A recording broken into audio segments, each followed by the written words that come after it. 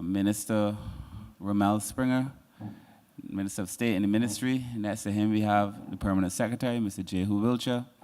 To my right, I have Ms. Trika McCarthy-Brooms, who is the Chief Licensing Officer, and the Deputy Technical Officer and the Deputy Chief Technical Officer in the Ministry, Mr. Jason Bowen, who are here. We expect a few more persons to join us this evening. As you know, I hope by now, these sessions are meant for us to come up with ideas in relation to traffic, to hear your concerns, and to help us carve a way forward in dealing with the traffic. We've tried, where possible, to be location-specific, i.e., we're in the north, so we try to keep our concerns around the issues pertaining to this part of the world. Of course, we take considerations for other parts as well, but we try to keep them local. I really want to thank all of you for coming out. And to begin, I would wish for the Permanent Secretary to be able to give us a kind of synopsis as to what we have seen so far, and then we will follow that with a presentation from Mr. Bowen that speaks to how we see the issue as well as the specific issues to this area, and then some possible solutions as we go forward. And at the end of that, then we'll have an engagement, hopefully one as fruitful as the others that we've had so far. So again, I want to thank you for coming out. I'm looking forward to having these conversations. We've been able to shape a lot of things so far from the input that we have received, and I want to encourage people to come out and to participate. So I will now hand over to the Permanent Secretary. Oh. Would the driver of MB1083, the person has to move their vehicle. Oh, hate to ball you out like that, but yeah. Thank you. So I will now hand over to the Permanent Secretary to give us a summary of some of the things we've seen so far. PS. Thank you, Minister. We have had some very rich feedback, both in terms of the 3 meetings that have been held so far. As you are aware, you can submit your comments, your feedback by WhatsApp or by email, and I will give you that WhatsApp number as well as the email address later on in the meeting.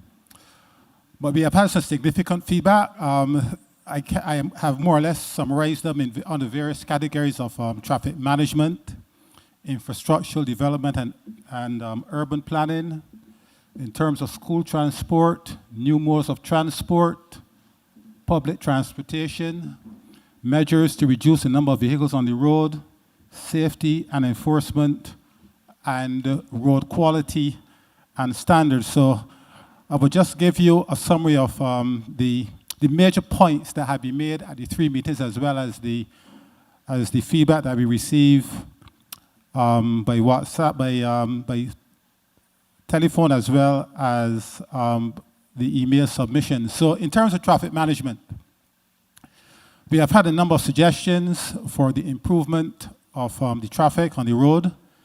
It has been suggested that there should be the timing of traffic lights at several junctions need to be improved. Suggestions in terms of the painting of yellow box markings at roundabouts to prevent motorists entering the roundabouts and blocking traffic. Suggestion of implementing more median U-turns similar to the lollipop turn at Warren's. Installation of traffic lights at roundabouts, and even using the hard shoulder, as you would see on several highways, including the ABC highway, only for left turning traffic. And it has all been suggested that there should be no right turns at peak periods into congested areas such as Wildy, 6 Rose, and Haggett Hall. And of course, there were also suggestions for the need wider junctions to accommodate left turning traffic. In relation, there are suggestions in terms of dedicated lanes for persons who want to ride bicycles and pedestrian lanes, so that we, at the same time, will be promoting a healthier Barbados, as reflected in the Trailway project, which was started in St. George. Also, recommendations for dedicated one-way lanes, which should be implemented at peak periods. Now, In relation to infrastructural and urban planning, you're aware of the decision that has been made for the construction of flyovers on the ABC Highway to remove the gridlock at those junctions. We have had suggestions for the establishment of a grade-separated light rail or monorail system over the ABC Highway to be integrated with the overpasses. One person suggested that there is need for more proactive planning on the part of government in terms of a wider planning, a longer planning horizon, say 25 years for emerging town centers such as at 6 Roads. And we have had suggestions for the need for walkovers at critical points on the highways, as well as the conversion of 2-lane highways to 4 lanes where space is available. In relation to school transport, we all know that when schools are in session, that there is more congestion on the roads, so we have had recommendations for an exclusive school transport system for students. And one popular suggestion is for a park and ride hub for our school children who, so that you would not have a situation where you have many parents going to drop off their children at the various schools, especially where there's no provision for a bus lay-by or space so that the parents can pull off the road and let out their children. New modes of transport, suggestions for the establishment of ferry service or water taxis from Oystons to Bridgetown and then on to Speightown. In terms of public transportation, we have had recommendations for the provision of real-time tracking of buses so that commuters may know when the buses will arrive. Actually, the Transport Board is going to be launching an app where you'll be able to track the location of buses so you'll know when they will come at the bus stop that you're at. Another recommendation for the creation of a hub and spoke system where high-capacity buses will serve major arterial routes between hubs and smaller PSVs would operate as feeder services on the spokes. In relation to measures to reduce the number of vehicles on the road, we have had recommendations for the implementation of strategies to reduce the importation of vehicles, recognizing, as the Prime Minister indicated really, that having over 181 registered vehicles on the road is really unsustainable, and within next year or so, we may well be approaching 200 registered vehicles on the road. Of course, there are recommendations for the reintroduction of work-from-home policies and staggered work hours, and the provision of tax incentives for businesses who actually implement those measures. One popular recommendation was the establishment of park and ride sites, especially near shopping centers. Actually, there was one recommendation for the implementation of a toll system to enter Bridgetown and other shopping areas as was implemented in London. And one suggestion that stirred a lot of debate was the distribution of even and uneven numbers on license plates so that motorists will only be allowed to go on the roads on those days where they have that particular license plate, which could, as one person suggested, reduce traffic by 50% on the road. So that is something that you'll want to consider. In terms of safety and enforcement, it was suggested that one popular suggestion was for more rigid enforcement of the road traffic regulations to curb the behavior of PSV drivers. And of course, there were recommendations for more sidewalks, the installation of more street lights, and improved lighting at major junctions. In relation to road quality, it's the last one, road quality and standards. It was suggested, and it's something that we are actually implementing, the faster fixing of potholes, as well as what some persons call engineered potholes, where you pave the road and you do not raise the manholes speedily. So we're actually going to be implementing the program this financial year to raise those manholes, particularly along Highway 1. One other suggestion, that is something that the BNSA is looking at, is a modernized asphalt mix design that will lead to greater durability of the roads. And that is more or less a summary of the major points, the major recommendations that have been made at the 3 previous town hall meetings, as well as the feedback that we got online and through the WhatsApp number that we gave out. That's it for me, Chair. Thanks. Right, so as you can tell, we've had a very wide and varied set of responses, suggestions, very, very good ideas coming from the public. I was just speaking to our scribe over here who told me that she has an equal amount of concerns as she has solutions, which is a very, very good thing. I'm very thankful to the public. Oh, there are more recommendations than there are concerns, which is brilliant, and which tells me that this consultation is making a lot of sense. So I will now hand over to Mr. Bowen, and thereafter we will engage in question and answers, comments, conversation, and so on. Thank you very much.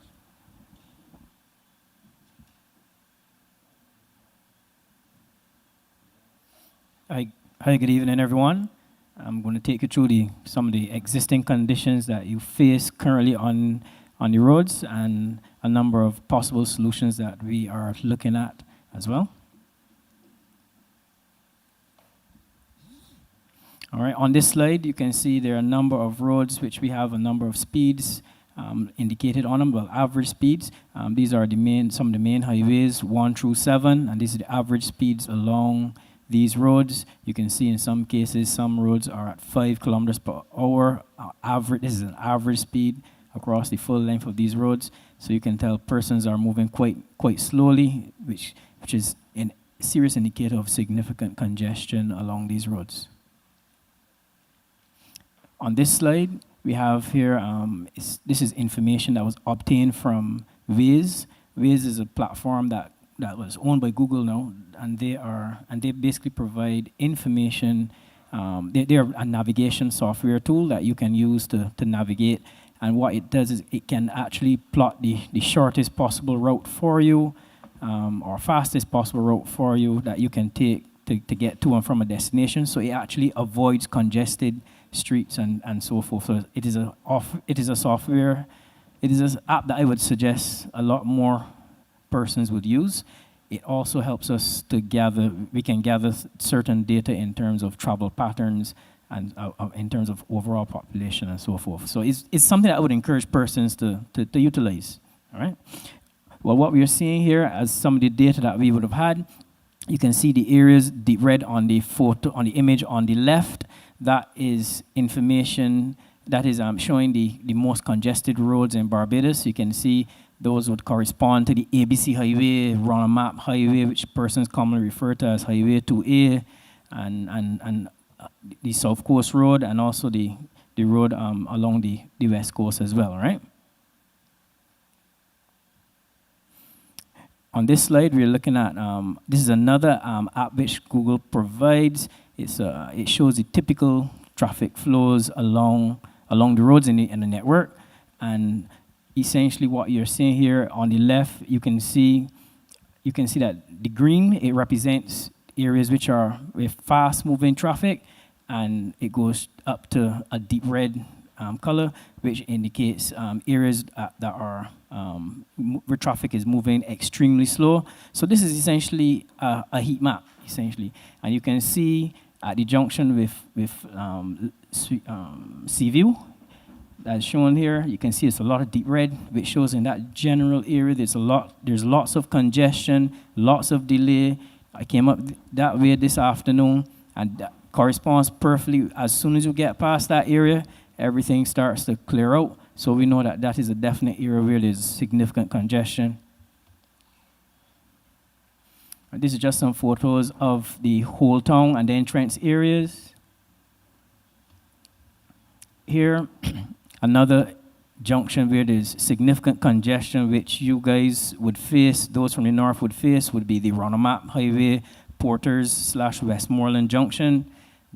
at that junction, you can see particularly on the photo or image on the left, you can see the deep reds, especially on mornings. You can see deep red, which is at the top of the drawing, heading towards the junction. So if you're approaching from the north, that corresponds to the long congestion, the significant congestion that you would face in that area. So we know that junction is a problem. It does have some capacity problems.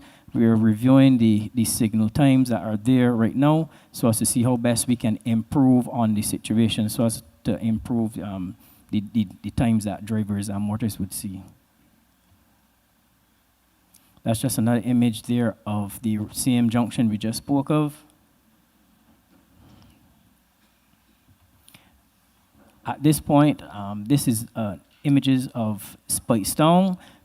Actually, this is the Church Street, KNR Husbands Junction.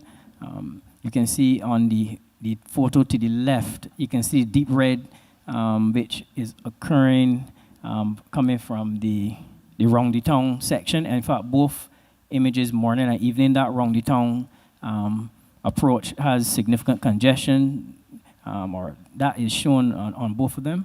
Also, on the mornings, you can also tell that there is significant congestion heading towards the town in that area. So that's another area where there is some concern that we have to look at the junction and rephase and retime the signals. All right. Moving to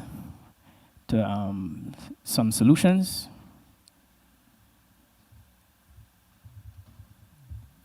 Essentially, there are three broad approaches. One, we can have capacity expansion, we can have traffic flow optimization and demand management. In terms of the capacity expansion, in terms of we can look at widening of roads. Now, for that, the Ronmat Highway is one such road that we are actively looking to improve the capacity along that road. That is the road which runs from Warrens right up to mile and a quarter. We are looking at improving that because there are capacity problems along there. There's significant delay. I remember there was a time where persons would complain about when there are cane trucks on the road, there is no opportunity for you to overtake. All these things have been factored into our review in terms of improving the capacity by adding extra lanes to this location. We also want to look at in terms of traffic flow optimization. We want to look at the improvements to the traffic signalized junctions across the country. All of them have to be rephased and retimed so as to help improve the traffic flows. We are actually looking at new technology where we can, using artificial intelligence technology, instead of the loop detectors that we would normally put in the ground, this new technology, it actually monitors via cameras, it monitors traffic flows, and then it recalibrates the signal times through every cycle relative to the amount of traffic going through the junctions. So it's actually far more advanced and will keep things as efficient as possible. In terms of demand management, well, this is an area where we are looking at. You can have things like pricing and vehicle restrictions. We are actually looking at a one-way system that we may be looking at implementing for the St. Michael area. And with that, we could dedicate one of those lanes to public transport, or have a shared use lane with public transport and also a cycle lane as well, so that we could. Currently, the existing situation is a very car-centric society. Everybody wants to use a car. You travel anywhere overseas, you have multiple options. You're not only exposed to using cars. You can get on a bus, you can get trains. So by implementing some bus-only lanes, we'll be improving the other modes, making it more available, making it more attractive, giving you an incentive to use the public transport. Obviously, we would need to improve and increase the amount of buses as well, but that is something that we are also looking at. This slide here shows the possible route and in terms of improvement relative to the Ronald Map Highway to 4 lanes. This is just,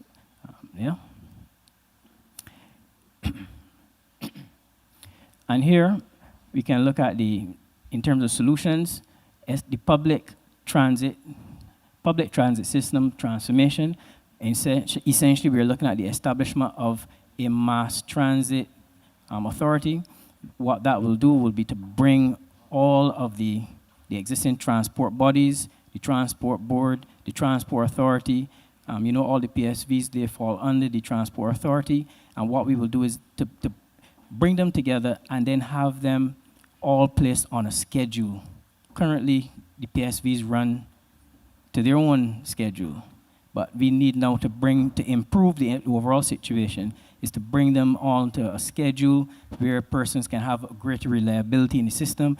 They will have a better understanding and knowledge in terms of knowing, okay, this is the time that a bus is supposed to come, so I can plan now my journeys. We also want to develop or provide an app where you can look at to see where the public transport bus is relative for the journey that you want to take, so you can plan your journeys. We also want to go to things like cashless, so that you don't have to walk with cash, that you can easily come and pay via the app and go without cash, all right?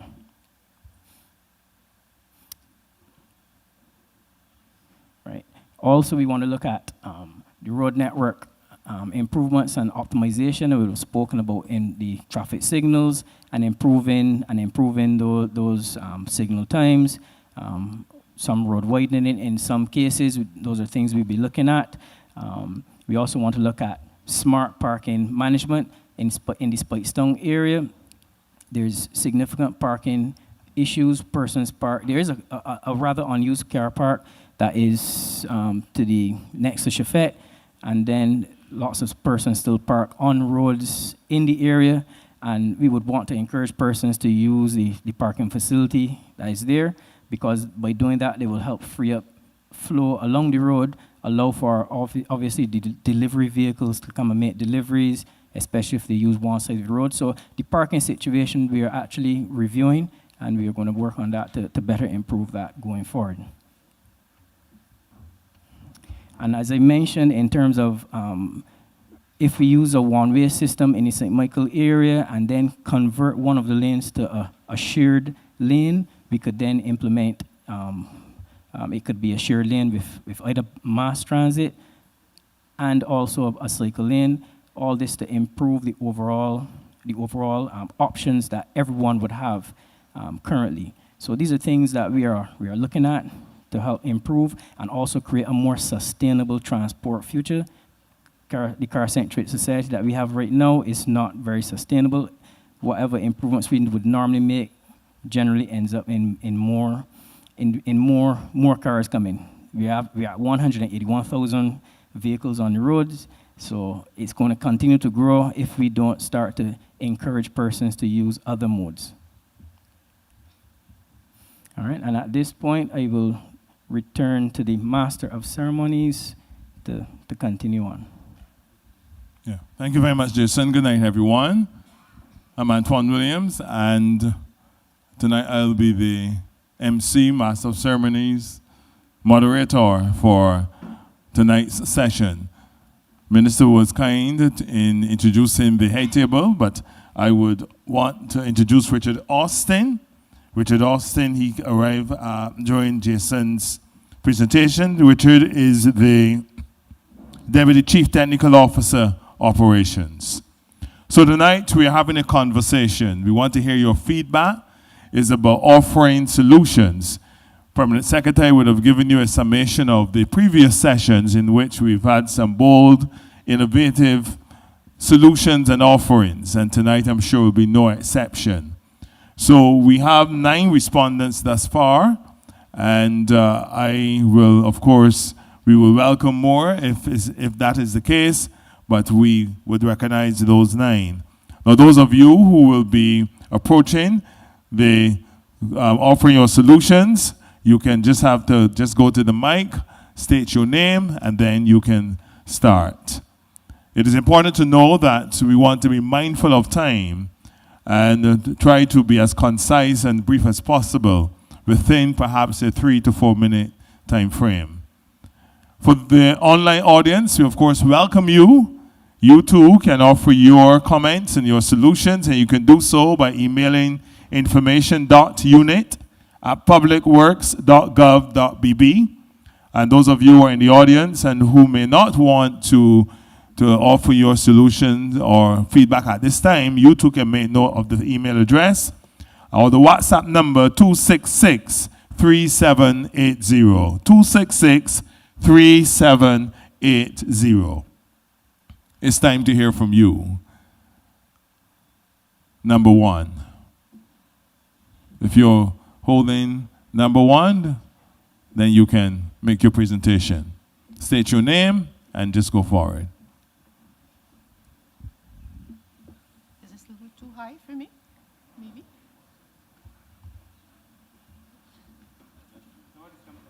Thank you. Can you hear me? Good evening. Thank you very much for the opportunity to present here. I live in the north. My name is Norma Hinkson. I'm from Brevator, St. Peter. I live that way and I work in the south, which is airport. So it's a long trek every day. So I'll concentrate on two things.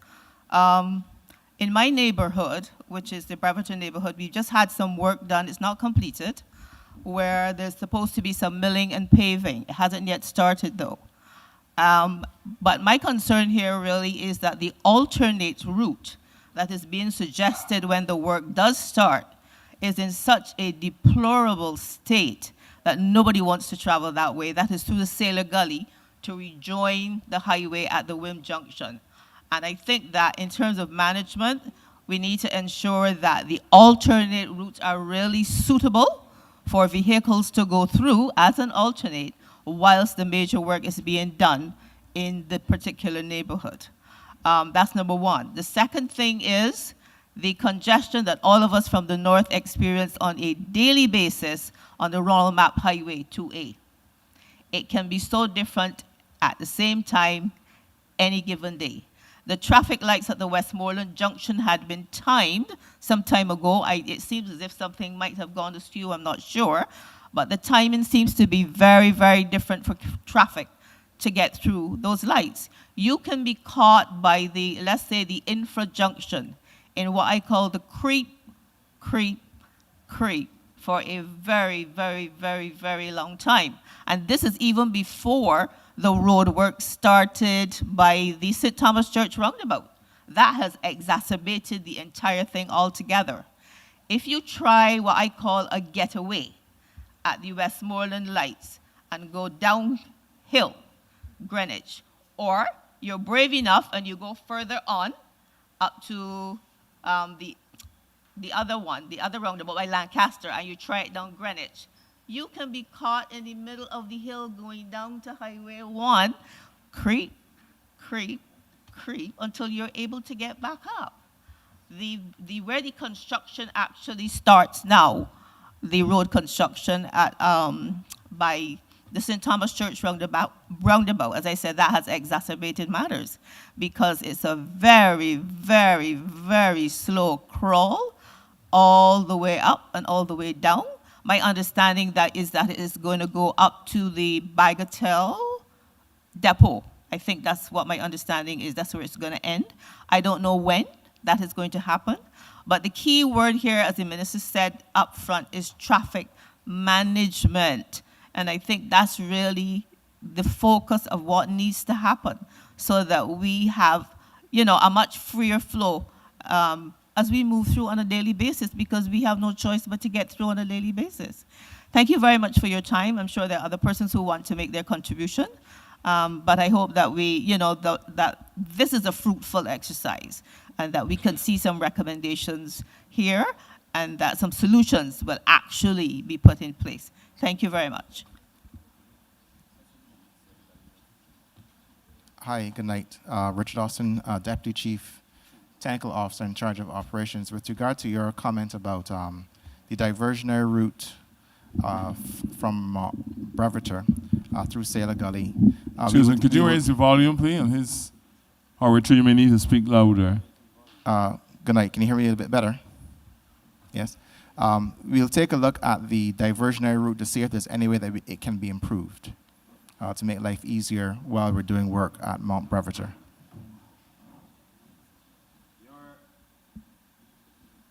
Just going through my phone and my notes, your MP had sent me that exact same concern.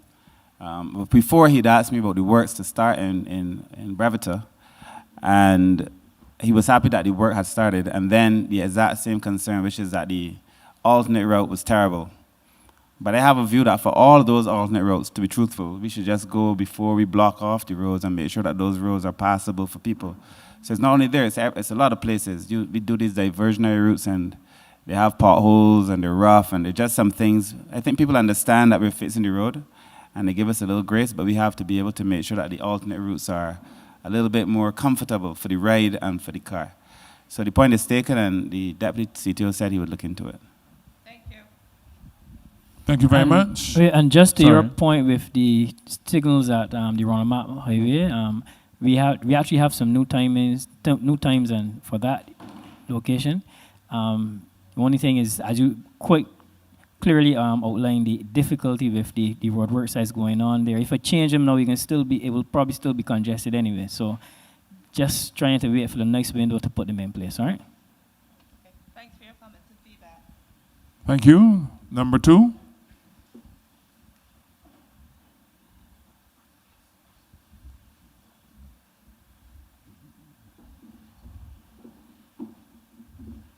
Good night again. I actually spoke at the first one, and I came hopefully to get an answer to the question that I asked at the first one, which there was no answer to, because I was somewhat surprised that MTW seemed not to be able to say what the maximum weight loading is on the roads, given that MTW design specs the roads. I'd asked the question, and I think it was referred to the licensing authority, but they weren't here at that meeting. Because it doesn't, road conditions affect the traffic flow. And if you're fixing roads to a certain standard and people are using vehicles that are breaking up the road, I think, they're like spinning top in mud. And there are vehicles that seem to exceed any sensible weight loading. You see a single axle truck carrying a big excavator. Not so much from the big construction companies, but some of the small ones. And you see massive trucks on the roads now. And I'm just wondering, how do we control that? How do we keep the roads that we repair in good condition if we don't have a specification for the vehicles? So was there an answer to who controls that? All right, I reclaim my time, as they say. Hi, good night.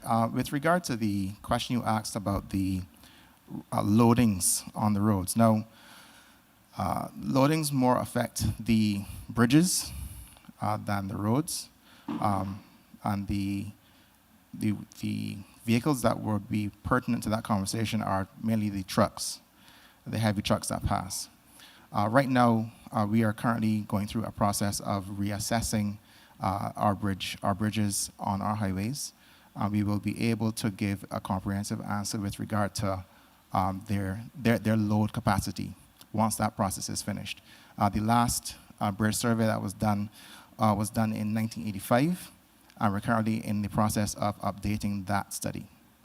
I bow to the experts, but we are all aware of the junctions, bottom of Holders Hill, where you see the road just move. There's one up by Coleridge where those trucks come out of that quarry or whatever. And it destroys, I think the weights do. But anyway, I bow to the experts. Right, Okay, so if you're talking about the collector points, where quarries are going in and out on Ronald Map or Coleridge, for example, there are things that we will be doing. When we do improve Coleridge, which should be shortly, we are indeed looking to improve the strength of that area so that the turning movements of the trucks will not so affect the asphalt surface. Okay. I see buses on the link road behind Holders Hill and heavy trucks now on that little road, on the link road. Right. Okay. And, But- and just to add, sorry, and in some instances, what we will do is we will use roller compacted concrete Okay. to harden the areas, to give you improved durability for those areas. Okay. I just a comment. I know that I keep hearing that we have too many cars, 180,000 in our 144 square miles. And sometimes I wonder if we kind of give ourselves problems or say we have problems. Taiwan is 244, double our square mileage with 800,000 vehicles. London is Greater London is 4 times our square area with 3 million vehicles. But they're managed. I don't think it's an issue of too many cars. We have choke points, which we create. And I'll just give one example, Warrens. I grew up knowing Warrens from going to school when there was nothing in Warrens. There was British American factory, BIM factory, and tractors and equipment. We have a highway to where, which is a transit road. And somebody raised it, I think it was the last one that I watched. We then allow people to come and congregate around the through road. We put a mall on either side. We build more and more on each side of a through road and bring people there. To me, and those are things that we seem not to be able to plan for.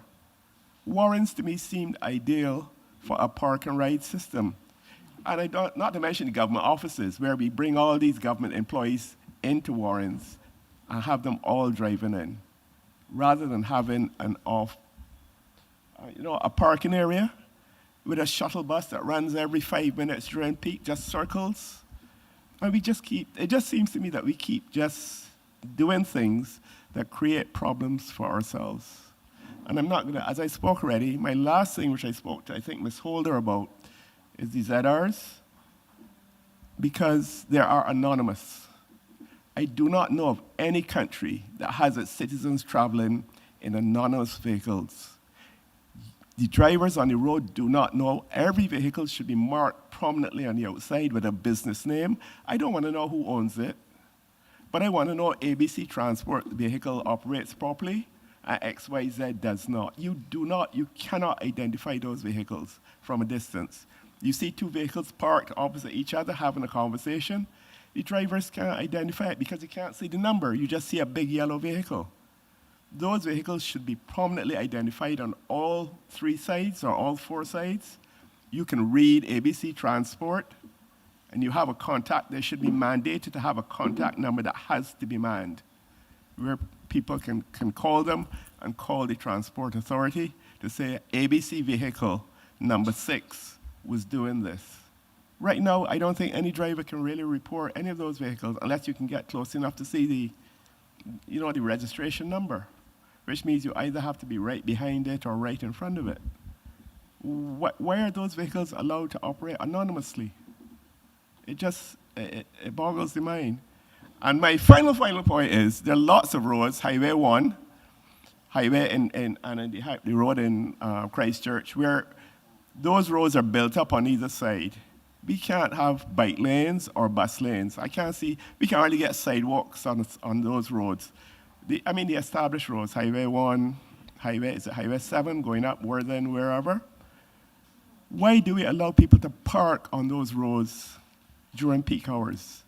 Delivery trucks should not be allowed to deliver on road. Cement trucks should not be allowed to deliver on road during a peak hour in the morning and a peak hour in the afternoon. Town planning should not allow people on Highway 1 to build condos and put electric gates on them, which means that they stop waiting for the electric. If you want an electric gate, your driveway should be long enough where the vehicle can turn off the road. All of those things restrict traffic. And with the best will in the world, I can't see how we're going to get bike lanes or, bus lanes on those roads. So there's small things that I'm suggesting during peak hours, because if I open Waze, I've been using Waze for 3 years to drive around things, so I see it. And I know that our roads are not congested. There are probably 10% of the roads that are congested at certain times. Outside of those times, it's fine. So I'm just, looking at simple things and making a suggestion that we look at simple things. Okay, so thank you very much. Can you just share your name Sorry, husbands, blind husbands. Blind husbands. Yep. Yes, thank you. Yeah, I just want to remind you, when I presented, I would have said, in terms of the bus lanes and bike lanes, I would have said we were looking at making some of the roads in Bridgetown and in the St. Michael area one way. There are 2 lanes, and one of those lanes could be reserved for a bus lane or shared lane with buses and bikes. So I'm just saying that it is possible in some areas, and it's not possible everywhere, but it is possible in some locations, all right? But the restriction on deliveries is possible everywhere. And that is point. During That point is peak noted. hours. That point is noted. No, Yeah. there's no nothing there. Right? All right, thank you. And just to support your point, Mr. Husbands, just today around 3 o'clock, I was driving along Highway 1, and there was a traffic jam leading back to the university, the roundabout at the bottom of University Hill. And when I got further along Highway 1, I discovered that there was a truck, a septic truck, was working, and it was halfway in the road, and then there were cones effectively making that road a one-way road. And things like that, I said immediately, things like this should not be allowed at peak time, because this was round 3, 4. So I take your point that there are certain things that are easy for us to do that would not cost us a lot, that we can do to help to alleviate some of the congestion. As it relates to the roads, we'll not get into the technical aspect of it, but I can assure you that we in the ministry we are looking seriously at building in more resilience into our road, and not just resilience against climate events, but resilience against increased vehicular loading. And that's one of the challenges that we've faced recently on our roads. And what we have endeavored to do is engage with BNSI to create designs that are more resilient to the weight. And I think that will go a long way in perhaps solving some of the problems that we have seen on our roadways. What we have seen over time in the roundabouts, especially, I know it happens at Warren's roundabout, where you see evidence of shoving or rutting in the roundabout, where you see those waves. And you've noticed that here, and where you mentioned as well, but it was also at the roundabout when you leave Shell gas station going towards Prayer Park in that area. And you would notice that we replaced the asphalt in that roundabout with a more resilient roller compacted concrete, which we believe would be more suited for a roundabout, because that had the same problem, where you saw the waves around the roundabout that were, when they got wet and oily, were kind of could be dangerous at times. But so that's how we are looking to approach that and remedy that situation around certain areas as well. So these are things that are being discussed in the ministry. We're just working towards them. Thank you, Dr. Springer. Number 3, and just before you offer your presentation, allow me to also recognize the Operations Manager of Transport Board. She's just joined us, Gina Boyce. Number 3. Ministers Humphrey and Springer, members of the head table, thank you for allowing me the time to offer my comments. Good night to everyone under the sound of my voice. I'm here for 2 reasons, really. The first is why everyone else is here, because we have concerns about the traffic situation. And the second is because I am actually hopeful. I'm hopeful because of the 2 ministers that sit before us, because Minister Humphrey, as we all know, you've been doing a good job thus far, and we're hopeful that you and your team are able to wrestle these bugbears to the ground, you and Minister Springer. So I stand here with hope. That's what has brought me out tonight. You have mentioned a lot of the things that I would have spoken about tonight in your presentation. There's no need, I think, for me to reiterate them. However, I would say the point on which I digress would probably be on the flyovers.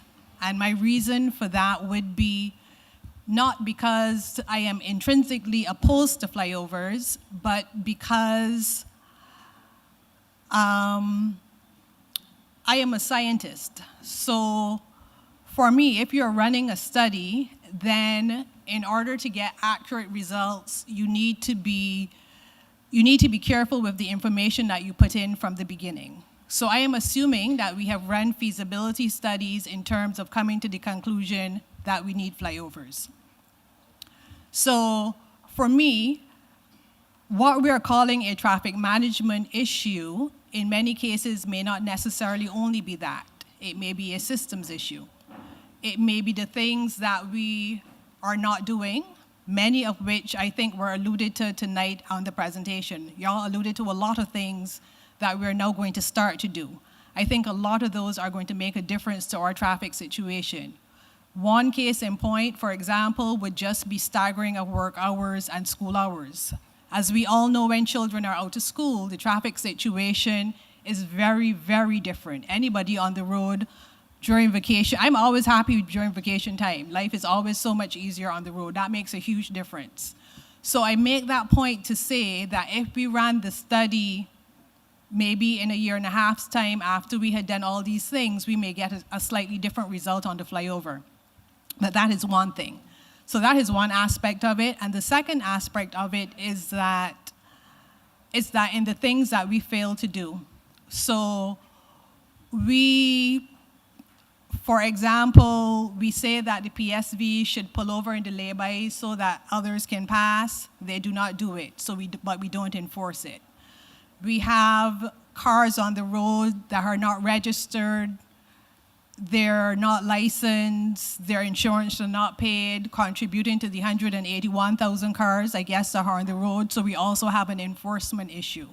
So for me, I would wrestle those issues to the ground before I started with the flyovers. I am not an engineer, but I would imagine the flyovers are going to be expensive. I don't know the cost. I'm opening to hearing some figures. I don't know the cost. But I do know they will be costly, they will take time, and they will have an impact on the community. Those are my issues as it relates to that. In terms of this community, I am definitely in favor, please, of some road lights on the roads at night. I traveled between 1.25 miles and the lights at Royal Westmoreland last night. There were 6 lights. 4 at 1.25 miles and 2 at Baker's. There were no other lights on that stretch of the highway. So I am pleading for some lights, please, along Highway 2A. And I'm also pleading for some cat eyes, I believe we call them, in the road. We had some of those between 1.25 miles and Baker's, and then none from Baker's to the same lights at 1.25 miles. I didn't go any further last night, so I can't speak too much further on, but I don't think there are many lights past there either. So those are the issues that I would bring to the table tonight. I would like to add to, I think the lady who spoke first, Mrs. Hinkson, she spoke to the accessory roads. There is a road that I travel daily, Worley Road, which was brought into use when the bridge, which is called Farm Bridge, that runs between Haymans and going down to Farm Road, when that bridge broke down 3 years ago, February of 2023. I believe between 9 months to a year ago, we were told that Barbados Water Authority was waiting for a pipe. I believe we are still waiting for a pipe. It is now April of 2026. Right? So 3 years later, a year ago, we were waiting on a pipe.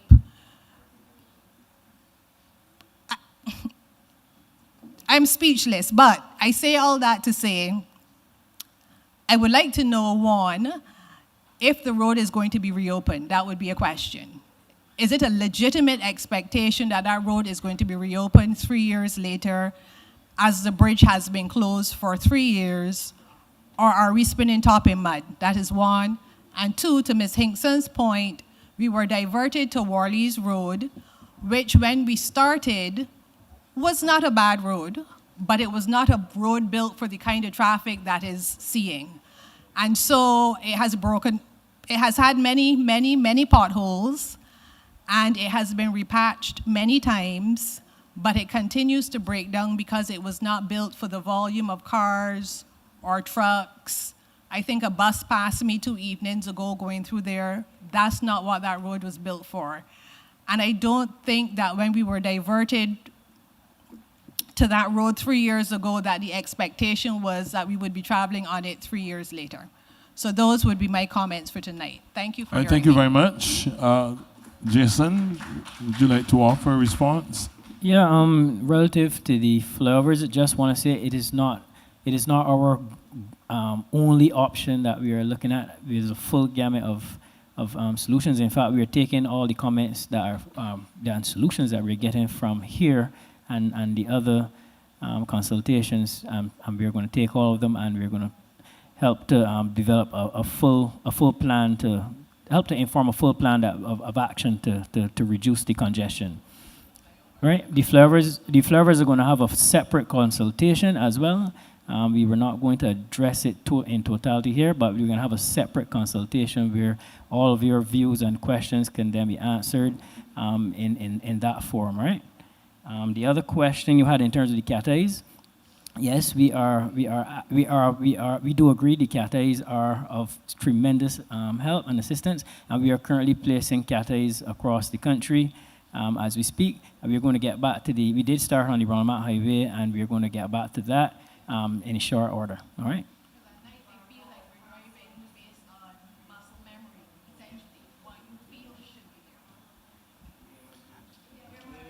Okay, all right. Hi, good night. You need to, yes. Are we finished, Jason? No, just one comment with regard Richard, to... go ahead, Richard. With regard to Haymans, the designs for Haymans were completed, and the designs for Haymans have been completed, and the procurement process was also completed. So there has been an award to a contractor to implement the solution to repair the bridge. So shortly, you should be seeing some work going on there.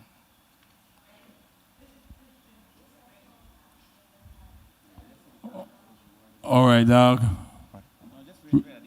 Yes, the contract has been awarded for the construction of the solution. So you should be seeing some work going on there relatively soon. All right, number 4, you number 4? Yes, please. Yes, may I remind you, ladies and gentlemen, to make your presentation as brief as possible. All right? Hi, good Go night, ahead, please. ministers, head table, everyone who's here tonight. I'm just going to try to snap it up as quickly as Just possible. state your name. Crystal Thomas. Okay, so as we look at timelines and the current work that is being done on the roads, we have to keep in mind hurricane season is soon going to start. So how much of this work will be completed before hurricane season, and will it be quality work? Because we don't just want to rush and do the roads and then have to redo them. So we have to focus on the timelines and make sure that those are sustained. Outside of that, I do believe some additional persons could be added to the talks, because we're going to be focusing definitely MTW, Barbados Water Authority. If we're looking at introducing water taxis and ferries, then I'm thinking you're looking into the Coast Guard and how they are going to be policing the waterworks or the water taxis. Obviously, Barbados Workers Union, because once you're going to get into staggering work hours, working from home, you're looking at contracts of employees, and therefore employers will have some queries and some questions in relation to that. If we're going to look at some of the suggestions that were proposed in previous meetings, tunnels, that was one.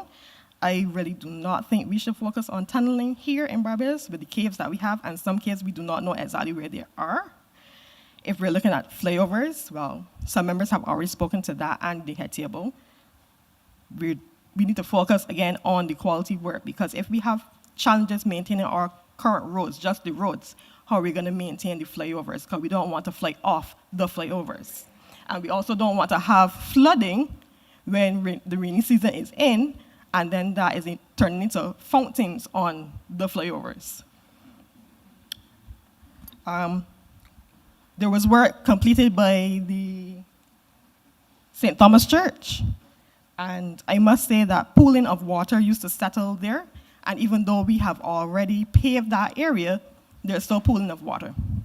So we have to look at drainage and take that into consideration as we are actually doing the work, and not go back to dig over the work that was already completed. It's going to make the process tedious. If we are looking at working from home, I do believe that we should stagger that and not necessarily make everyone start to work from home, because we're going to have a situation in certain areas like Bridgetown where many businesses are going to have to close if you're going to focus directly on pushing into working from home. Yes, it's going to be convenient at this point in time. It might help some businesses, but not all businesses. But do remember that many places lease or rent buildings, so therefore it's going to impact the real estate sector. So you might have to have some type of consideration for that and conversations with those members. And we also don't want Bridgetown to just be ghost town, because look at Speightown right now. Many businesses have closed from Speightown. So you might want to branch out in terms of putting some of your head offices, head ministries, businesses, stagger them over the island. Again, return some to Speightown. I don't believe everybody should have to come into town or to Warrens just to conduct business. I don't believe everybody should have to go to the Pine to get their license cards. So we have to look at maintenance also. If we're going to set up businesses, look at the maintenance of what we are doing in the particular areas, because right now, the card machine in Whole Town is not working, and everybody has to go to the Pine. Outside of that, we can also look at the park and ride system. When we are focused on the park and ride system, I don't want it to be a situation where we have to double pay. When I say double pay, so like me, I'm sure many persons have loans and they purchase their vehicles. And so therefore you expect to drive said vehicle to go wherever it is that you wish to go. Now, if you have to go and park and then pay to ride somewhere else, it's double paying. So I don't know if there's a situation where we can look at using our license once it is valid, that you can then ride free.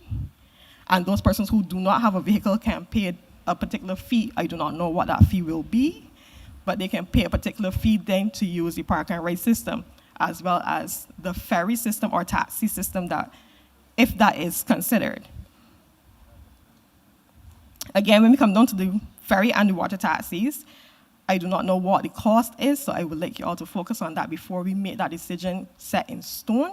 And then how many water taxis or ferries we will require, and will we be staggering it so they're actually moving at the peak times. So would it be a case that we're looking at anywhere between 7 and 9 in the morning, again then at probably 11 to 1 in the afternoon, and then 3 to 5 in the evening that persons can use it? Will it be a situation where the water taxis or the ferries specifically are only for passengers, or will it be a situation where you can drive onto and you can be taken to town or taken to Whole Town? If it's just passengers, will it also be a situation where children will be riding free? Because I don't think we want to take all of the issues that we have currently on the road now onto the water and making a bigger situation or making a worse situation. So I think we need to consider those if we're going to look at ferrying. We will also have to then consider speaking with the fishermen and the water sports activity guys, because I'm not certain how far out the ferries or water taxis will have to be. So therefore, you're infringing on persons' livelihood, so you might need to take that into consideration as well. Again, who is going to be doing Is this your final comment? Yes, please, on Okay. first, yes.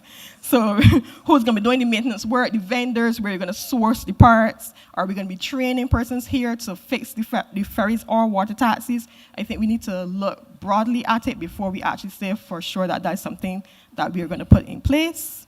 Because again, Highway 1, we don't have that many options that we can use to fix the issue that we have currently with the traffic. It is literally Highway 1 or Highway 2A, and that's it. Even if we have the link roads in between there, you're still going to be filtered either up to Highway 2A or down to Highway 1A. And we do know with the Royalton, the works that they were doing there, they filtered all the traffic that Monday morning up to Highway 2A.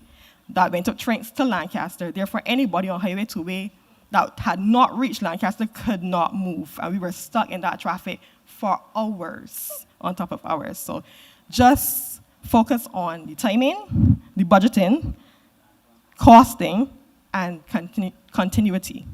Yes? All right, thank you very much. Okay, thank you.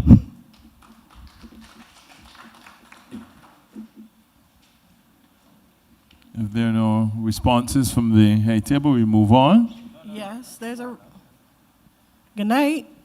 I am Trika McCarthy Brooms, the Acting Chief Licensing Officer, and I'm very pleased to state that the Licensing Authority is going to be in short order, allowing citizens to have an additional option of having a digital driving license.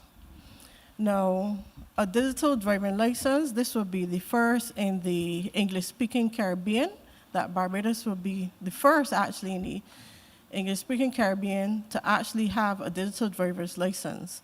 So the challenges that we're having with the card machine systems down or whatever the case may be will be a thing in the past in short order. You will not have to come into the Pine just to get your driver's license card.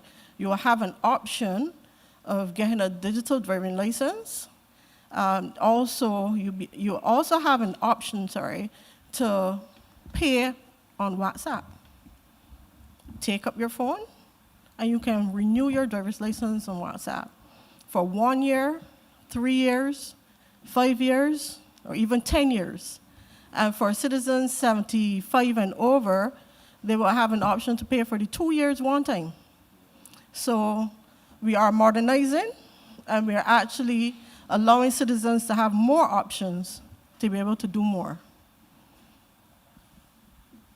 All right, thank you very much. Just hold on, Ian. Sorry, Ian, I'm coming to you now. So you made a lot of very good points, I must say, and I don't want you to think that we are going to disregard them.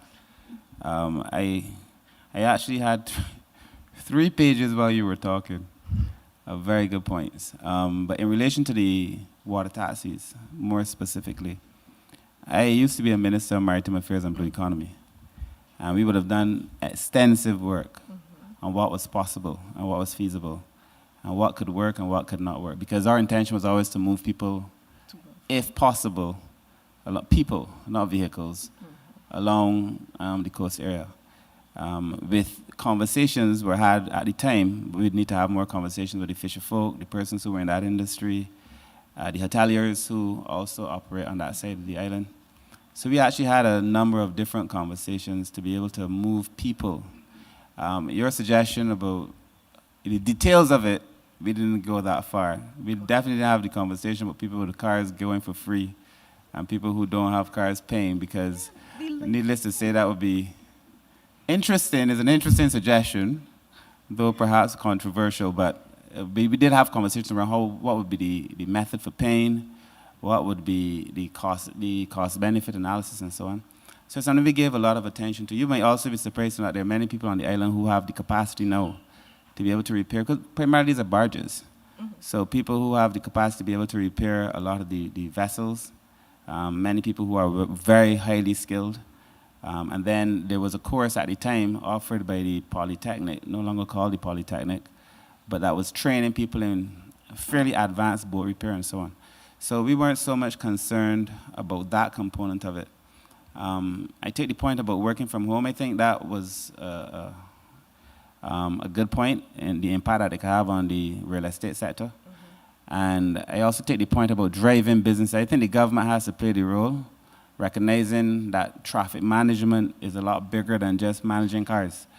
If we take all the businesses out of town, then you're not going to get, the necessary life and activity in town. If you take it out of Speightown, you're going to have the same problem. So I do agree that perhaps the government has to lead the way in bringing back businesses to some of these areas to be able to stimulate economic activity. And then there are many other points, but we can't get into all of them now, but I take the point. I also take the point about drainage. I think that's a very important point. We've built a lot of roads and without the adequate drainage. And I think going forward, we have to make sure that we have the adequate drainage to accommodate or to make sense of the new road works as well. We've seen that, especially with the mill and pave jobs, that didn't have the larger infrastructural works as well. So very good points, and hopefully we can bring some of them to fruition. Thank you. Okay, thank you. Also, you spoke on digitally turning our license into digital access. We'll be focusing on cybersecurity as well and boosting our cybersecurity to ensure that we don't have any fraud in relation to that. Yes, 100%. That is number one for us. Yes. Cybersecurity, data management. There's that is for sure our priority.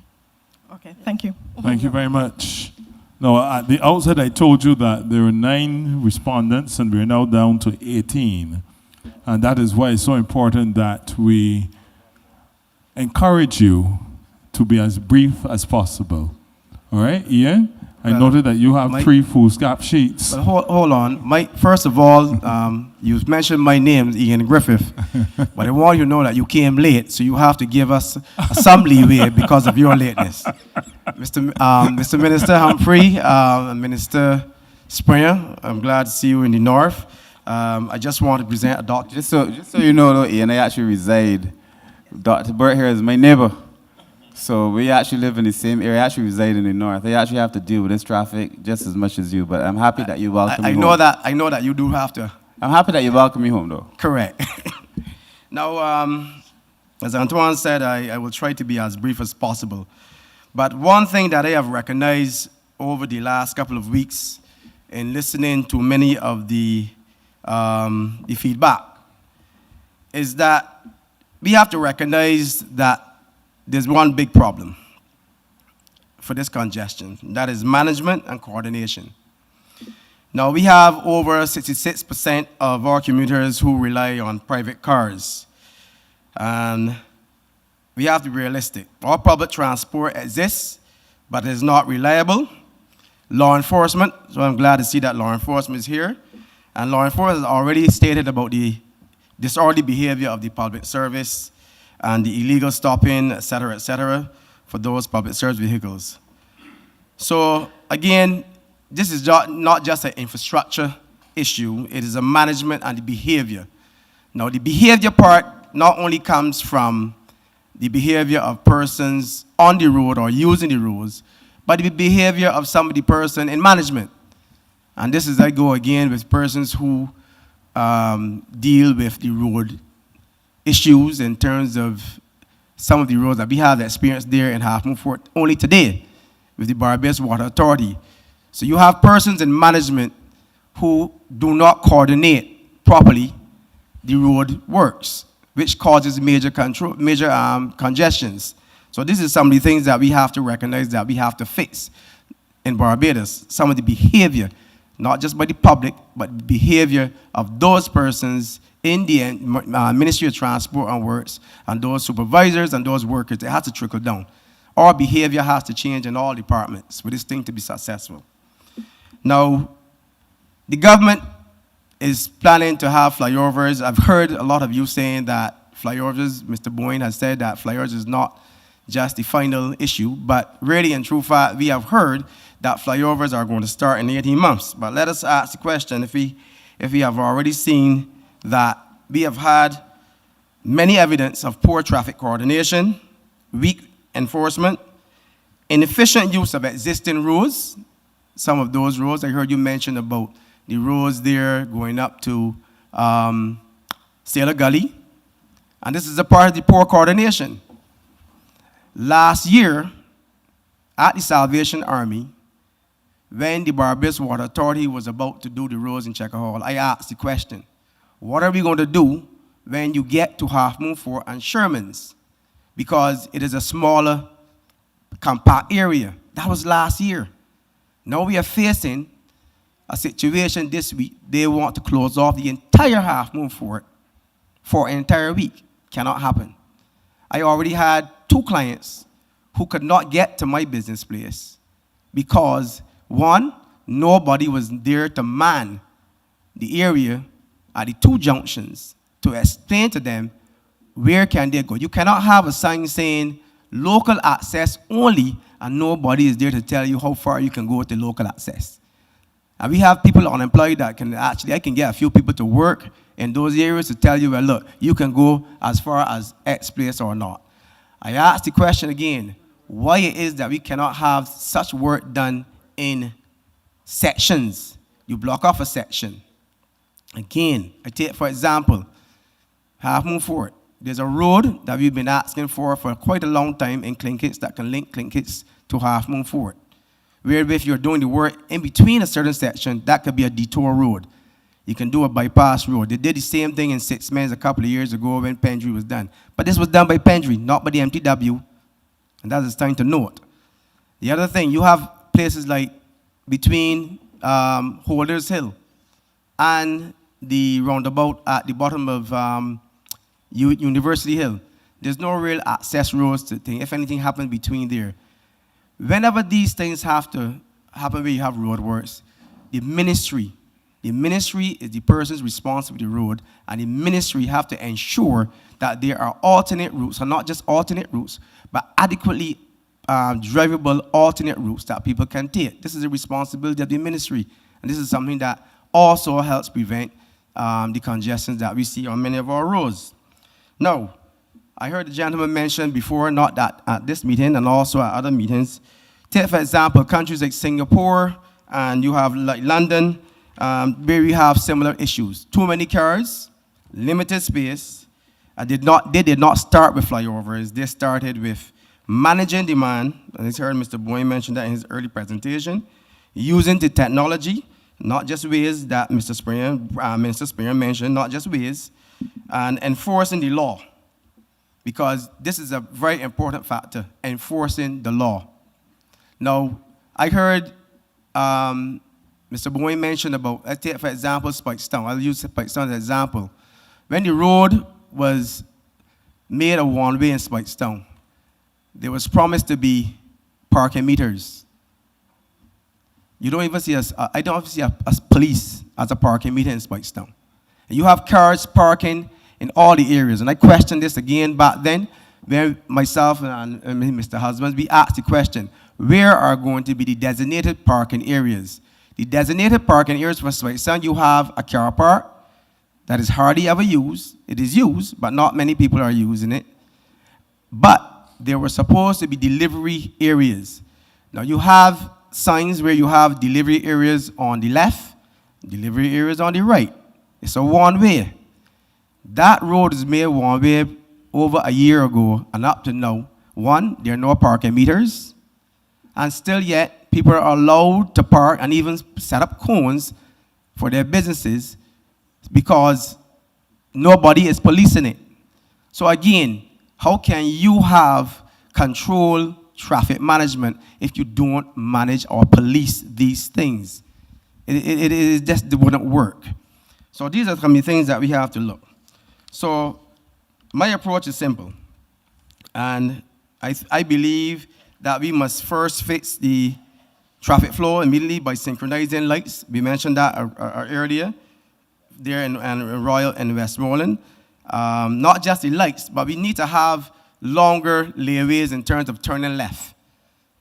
You have enough roads or room on these roads, especially on the belt, where you can have a left lane to turn left from a longer distance, where persons can go into that lane and allow other cars that are going straight to, traverse on that lane. Those are examples that we can use in those areas. Yeah, just before you continue, your comments, are they listed in the presentation? They are. Yes, they are listed. Well, if you'd be so kind to just... They're listed, but I'm going to wrap up shortly. Okay, thanks. But I'm still taking the 5 minutes that you were late. So I'm keen to hear... You're not letting go of that.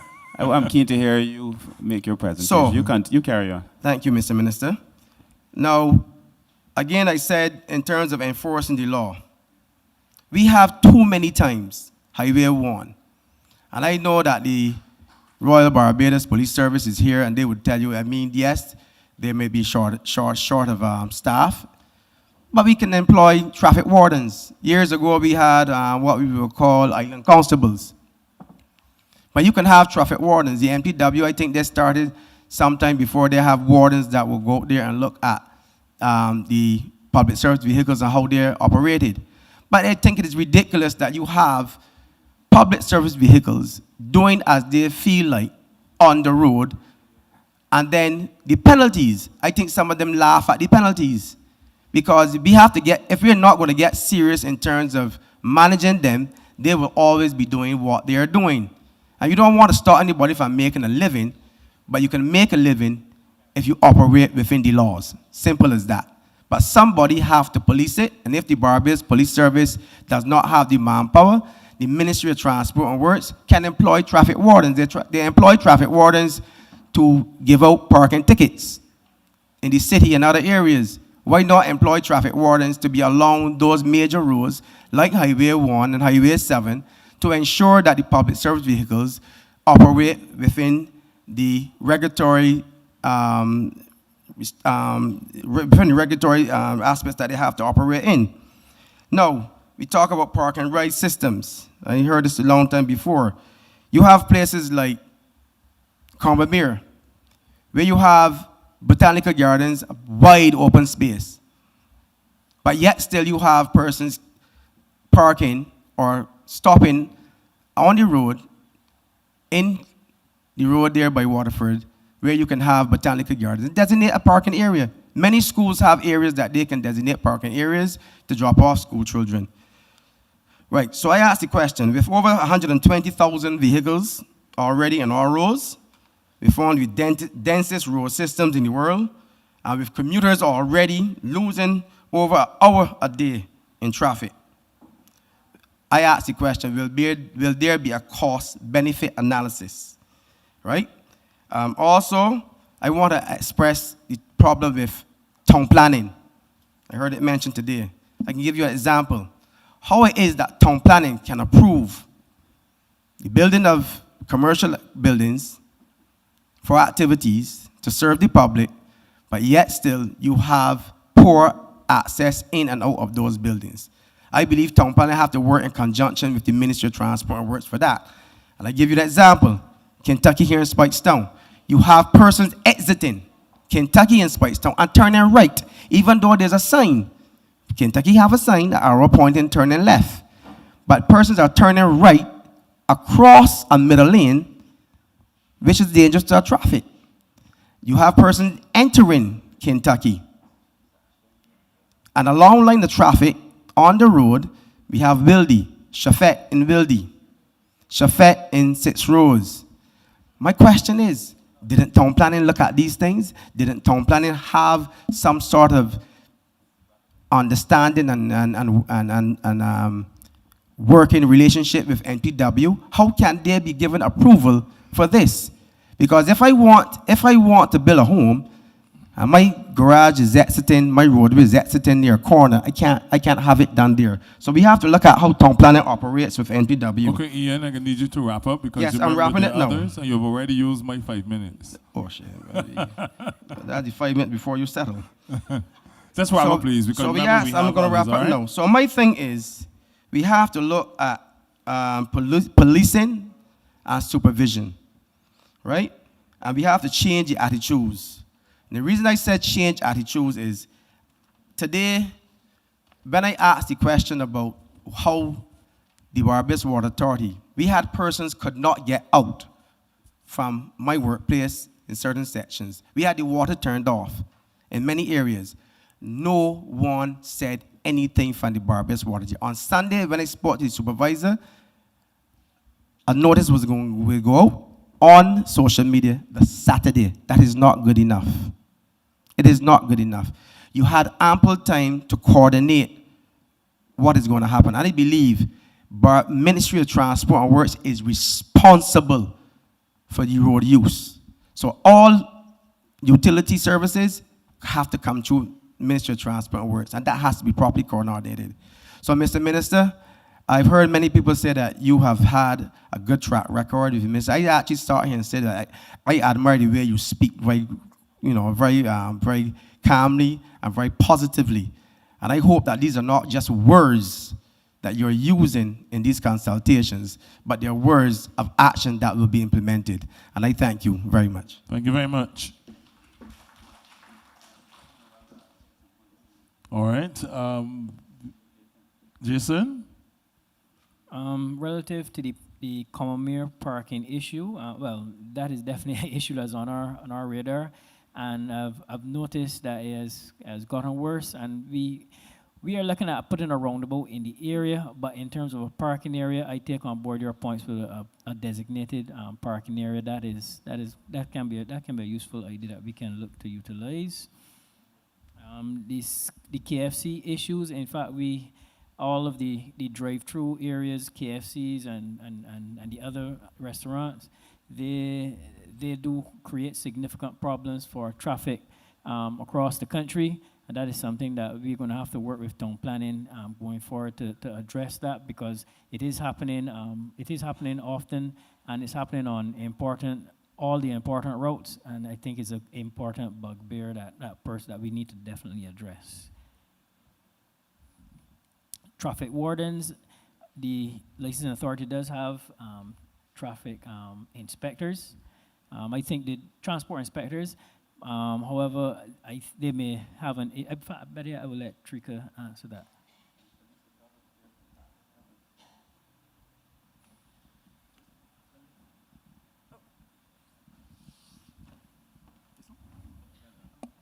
Hi, good afternoon. My name is Robert Smith, Station Sergeant in charge of the Traffic Division, Barbados Police Service. So, Mr. Griffith, yes, it might seem to members of the public that the police are not doing enough when it comes to public service vehicles. But they are being reported every day and placed before the lower courts. It's just that some of the results that happen to these public service operators are not published in the media, so that the public will see that fines are being placed on these persons. Yes, we know that there are a lot of public service vehicles throughout the island, and our resources to manage all of them might be inadequate at this moment, but we are putting up a good fight on the road. So just bear with us, and we work together with the licensing and the ministry, and we will get this matter sorted, hopefully sooner than later. Thank you. Thank you very much. I think, Trika, you were offering a comment? Yes, over the years, licensing authority had transport inspectors. We're down to 3 for the whole of Barbados. Yes, that sounds bad. However, we have a solution. We're going to be employing much more transport inspectors, and we're also going to be continuing working with the police. Although the information is not publicized of basically what we have been doing, we have been working with transport authority who have been taking away permits from the owners, and also their punishments to the drivers as well. This information, yes, was not published, but it has commenced. So we are actively working with the authorities to get the situation managed. Just so you know, as part of our approach, Mr. Griffith, definitely the government has fully supported the need to bring on additional persons, so you're going to be seeing a lot more people on the streets helping us to manage this traffic problem. But I take your point about the behavioral issues and the need for all of us at different aspects to be able to change our behavior. Somebody called it traffic etiquette at one of the other meetings. The need for Barbadians to display more traffic etiquette. And that a lot of what we're facing is just Barbadians being very unkind to other Barbadians. People blocking the road and preventing people from getting out. We were told to create the yellow box in certain areas by the roundabouts and by the traffic lights, so people cannot go in those lanes, those particular areas, unless they have a clear drive-through. So there are a number of things, and I suspect we'll be able to roll them out. I'm thankful for the points. You gave us quite a few.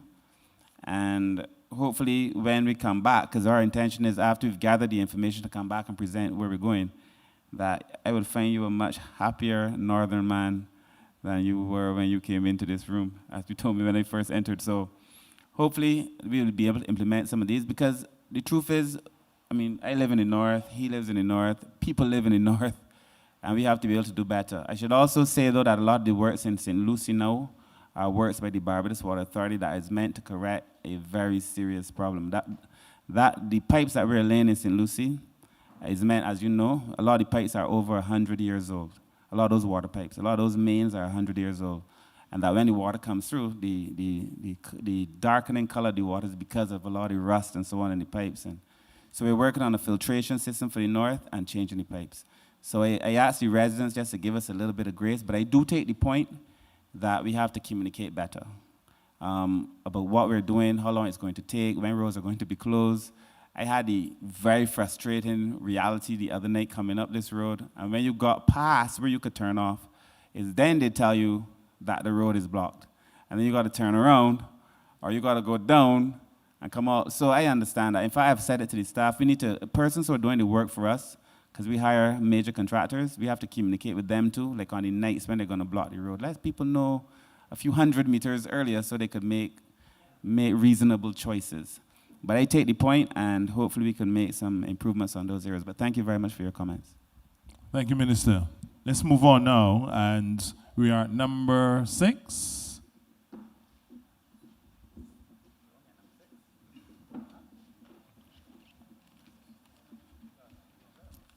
All right, so remember, we're keeping it brief.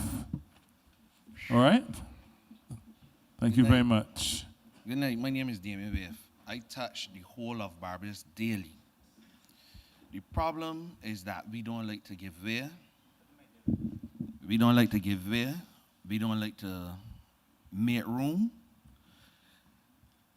This flyover thing, I don't like it because Erie Cox closed off from Barbados. St. Andrew shut off from Barbados because the bridge is broken down. St. Joseph shut off from Barbados because the bridge is broken down. All done with cement or whatever they done with years ago. You say back in 1983, y'all did, that's the last thing they get inspected. So when we do this flyover now, every 3 months we can shut it off and examine it thoroughly and make sure it's good. I will hope. My solution is put a roundabout at the bell.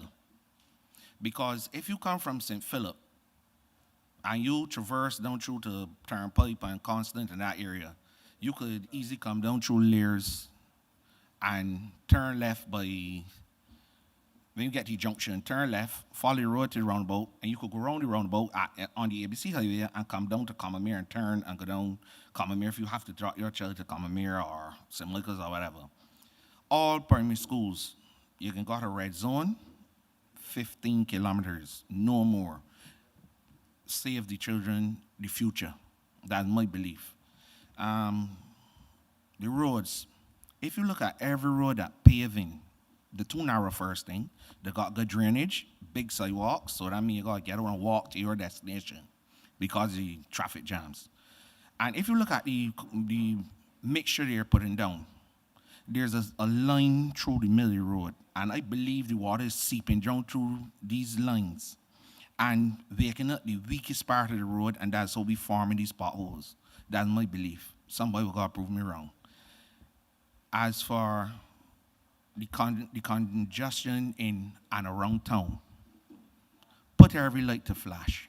It can cause chaos, yes, but you hardly get accidents when lights are blinking. Put all that red blinking around town and near town, and you can see traffic going move a little faster because lights are what you will call making it happen to stop and wait your turn, but it's also a keep back. You can't put roundabouts everywhere, but it would be ideal to put roundabouts nearly in all these places. But we building roads now that only 3 cars can get in the right lane to turn or left lane to turn off. And we need more space for these people that turn in, all like Commermere. They could cut a lay-by there and let them park over there and then let the free flow. They need a middle lane there that could hold at least 5 40-foot containers because they turn there every day. Solutions, we need to find solutions. The materials we're using, sometimes you pave a road this morning, the rainfall and the barber can get up and go to the shop and drink because it moved. It gone. Every roundabout in Barbados needs to be concreted. Every one. And it will stop the ripple and the lumping. Every road, if possible, you should get borders, not high sidewalks, because when you got sidewalks, when the emergency services have to control these roads so narrow, you can't get through. So if somebody try to go up on the sidewalk, you got to pay them for rim, sharp, and the suspension. Okay, Damien, very good points, actually. So you can I do, can do your wrap up now. My thinking to you, since that you're near me, but Hort Road, that off the map right now. It blocked. The repairing Hort Road. The bridge in Hammonds, that was down there for 3 years. 3 years, and that looked like a forest now. All the roads up above, the water washed them down to the Highway 1.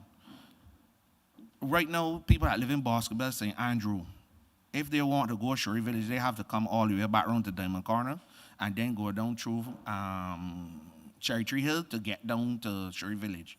If we do these back roads, a lot of people only learn about Hangman Hill recently, right? And Jack in Box Gully and those places. If those roads were wide enough and lit properly, a lot of people use them and keep off the highway. We suffer with tunnel vision. We only know one road to get where we want to get. Hangman Hill wants doing wider. Jack in Box Gully want doing thoroughly and wider. Vaughtloos, don't talk about that. It's about 5.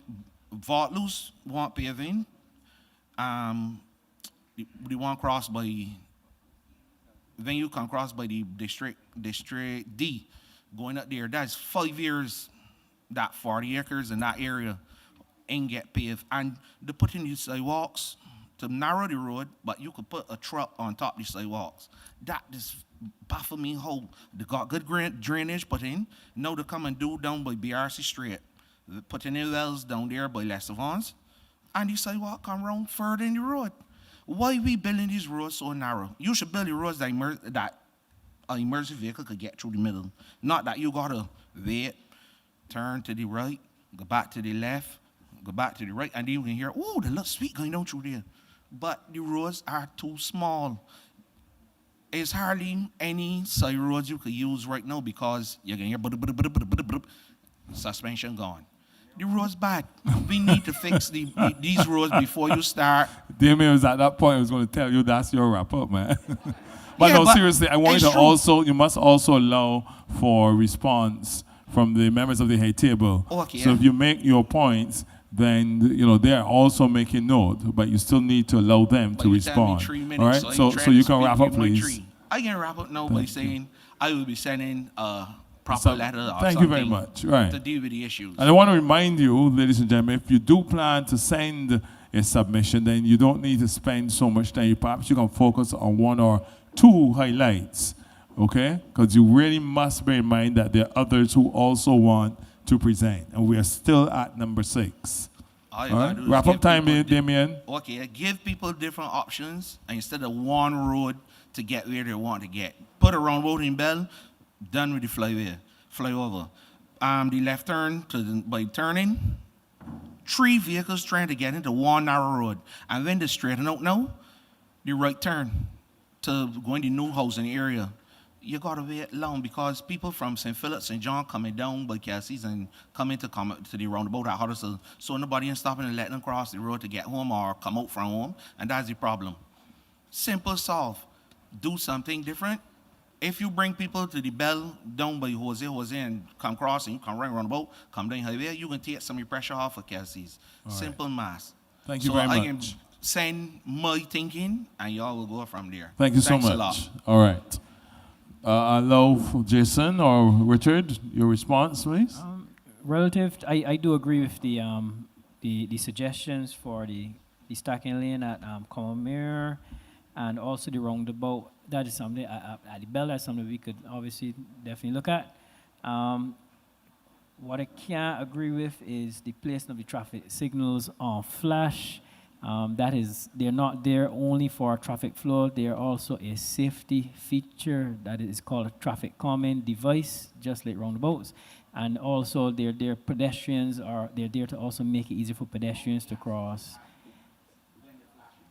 This is not a debate that we're going to that we do a study now. This is something that is accepted all the way around the world. It's not unique anything to Barbados. This is what it is.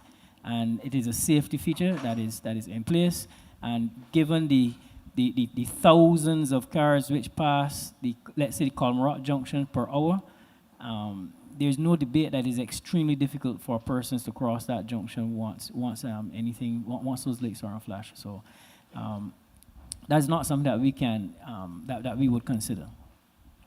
Thank you very much. And Damien, just let me add, I know you were being facetious in saying that St. Andrew and St. Joseph is cut off because of bridges being down. But the reality is that there are 3 bridges in St. Andrew right now that have been condemned, 2 of which are active construction sites right now. And for the 2 that are major, that are both on major highways, Highway C and Highway 2, both of those bridges are equipped with, the community has a bypass road in both cases that does not, that the only thing that can't pass over one of those bridges is the bus. But persons can get in and out of St. Andrew quite freely. But I take a lot of the points that you made in regards to some of the issues with congestion and so on and so forth. But there's a belief that I've heard it enough that because we've had bridges that fail over time, that fail after 70 years, that fail because of a conspiracy of events, not just one thing. And we use the St. Andrew bridges as an example because they didn't fail only because of a lack of maintenance. A number of things impacted those bridges. They were very old. They were all built on mud. They were taking loads that they weren't designed for. They were faced with these climate crisis with more intense rainfalls, things that they weren't designed for. So these things all conspire to compromise the structures down in the Scotland district especially. And because you see that, is no indication that when or if or when we do construct these flyovers, that we would not be in a position to properly maintain those structures. So I just want to put out there because I know usually when people talk about these roads that aren't being maintained, yes, you see potholes on our roads, and one could make the argument that is a lack of maintenance. But I know in many cases the comparison is drawn between the bridges, many of which are in the Scotland district, and the flyovers. But just note that those bridges would have been impacted by a number of different things and not just a lack of maintenance. Thank you very much. Which is not to say that we're not going to adequately maintain the flyovers, because it's our intention to make sure the flyovers are well maintained. And it's also our intention to maintain the bridges. The truth is that the last study was 1985, is almost unforgivable and unacceptable. And it cannot be the standard by which we do works in Barbados. And I think the persons in the ministry have already recognized that. That's why I think there was a study done being done. We are currently, we've undertaken some training with regard to bridge management and inspection over the last month or so.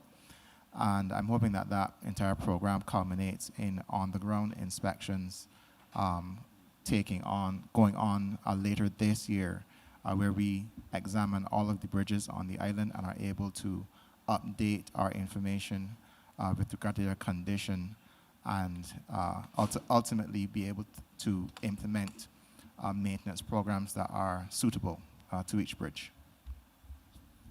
Thank you very much. Number 7.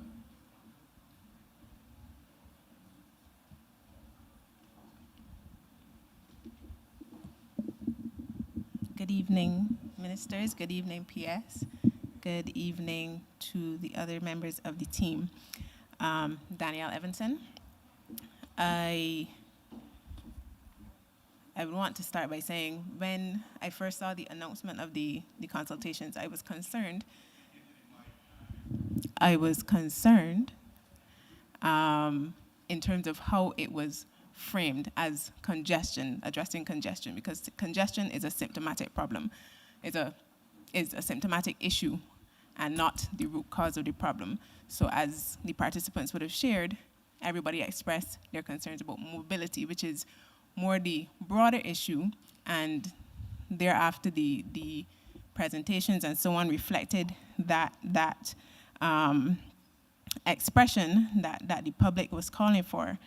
And mobility is not an issue that MTW, while having a key role and a leading role, is not something that MTW can address alone, as I think one of the ladies had raised, because it relates to issues of education, of housing, commerce, town planning, and many other factors that contribute to why people do the things that they do in terms of how they get around.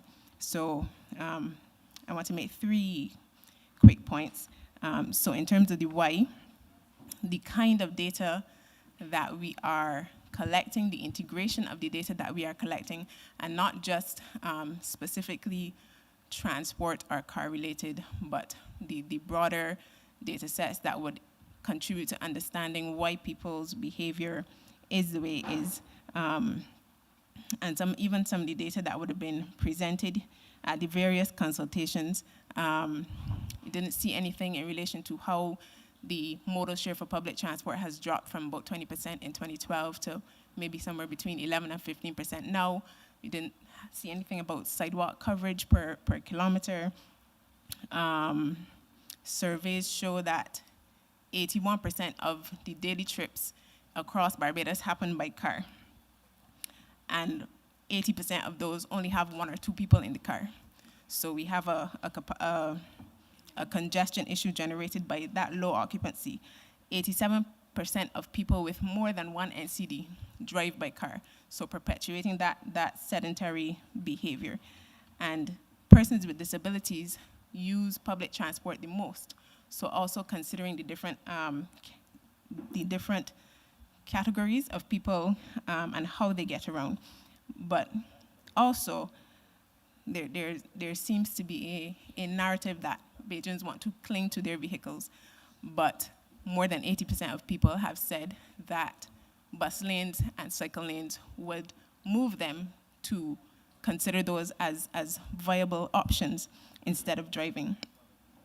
2, I would say that for my one part, I think that a determination on flyovers at this stage is premature. As my sister would have said, have we compared different designs? Have we done the feasibility studies? Have we done the EIAs? There hasn't been a town hall on it, so an outcome of an EIA could be to say the risks are too high, so this is not an option, so you consider something else. Have the comparative cost-benefit analysis been done between the flyovers and the various other options that have been suggested over the course of the last 2 weeks? So I would want to suggest that before we spend millions and millions on flyovers, construction, and maintenance, that we would consider strategic, less costly, adjustable, reversible, and potentially very high impact options. We can finish the trailway. We can, obviously, we're doing all of the restructuring of the transport board, the Mass Transit Authority, GPS tracking every single PSV alongside the transport board and integrating them into one scheduled, timetabled system, because the PSV fleet is 4 to 5 times greater than the transport board fleet. So they are necessary in order to be able to meet the demand for public transport, and also looking at the fare structures and how we manage that to be able to disincentivize the hustle culture that we see. We also need to consider things like, yes, the app is great, and I hope that we recruit people to help test it to make sure that that it's meeting the needs, because I've played around with it and we're not quite. Anyhow, Is your final point now, please? One more. But that we cannot assume that everybody's experience is like ours. So reliance on apps are great, but there are people that don't have data on their phone. They don't have phones. So we also need to think about the things like the live update screens at the bus stops and so on with the timetable. Finally, in every consultation we have, somebody has mentioned Singapore. And what I would want us to not just lament, but to learn from the Singapore experience. They have been, since the 1970s, they foresaw that unregulated, uncontrolled vehicle growth was going to be a major problem. So since then, they have experimented, they have tweaked, they have planned, they do master planning for in excess of 15 years. Their current master plan goes to 2040, and they are already in the public consultation process of revising it. I would encourage everybody to just check lta.gov.sg, lta.gov.sg, to see the kinds of mechanisms that they use to gather information from the public and to also be accountable in reporting on the targets that they have set in their master plans. I would also finally say that the Mission Barbados Roadmap commits to the accelerated development of a comprehensive sustainable mobility plan to decrease car dependence and to decrease emissions. And Mission Board 1 agreed to that as a goal last year, as one of its targets last year. And the Decarbonization Subcommittee is very keen to be engaged in that process. And so there needs to be, to my mind, a level of congruence between those goals and whatever emerges from this process, but also framing it, I would suggest, in a avoid shift, improve framework, and also having that visioning that is a collaborative process among the public and the various sectors in Barbados about what we want the future of our transport system, our mobility system to look like. Thank you very much. Oh, actual transport issues, traffic issues. Richard? Is this your final? Yes. You really need to wrap up Yes. now. Richard, please fix Shop Hill, please. Richard, please fix Shop Hill. That's your final comment? There is a behavior that has emerged where on the highway approaching roundabouts, people seem to think that it is reasonable to turn right from the left lane. It has grown in practice, it has expanded from the Simpson Motors roundabout to other roundabouts. I have been on the inside of a cane truck. If I was going straight, so most of accidents there, I'm sure, are attributed to that. And information boards on roadworks, the road by Lastavon, I just keep having to guess what is happening. I'm not sure, and we face it every day, and we figured out that there's drainage. Now we see drainage, but we don't know what it is, when it will end, who's doing it, or anything of the sort. Thank you. Thank you so much. I just want to say I welcome your comments. And you did speak in terms of information. We are about to embark on an exercise to gather some what we call do an origin destination survey. That is to help us understand the same travel patterns that you are saying, and then we will use that to help inform our future decisions. But even further afield from that, we will be doing a household survey to delve even deeper into the necessary information to help us to plan, as you say, 15, but we're looking more towards 20 years into the future in terms of how traffic will grow, where people will likely go, how it will impact the road network, and also we can develop solutions 20 years into the future and start planning just like Singapore and other places to address the issue before it even starts. Thank you very much, and thank you for your presentation. Remember that you can offer your submissions by email to information.unit@publicworks.gov.bb or WhatsApp 266-3780.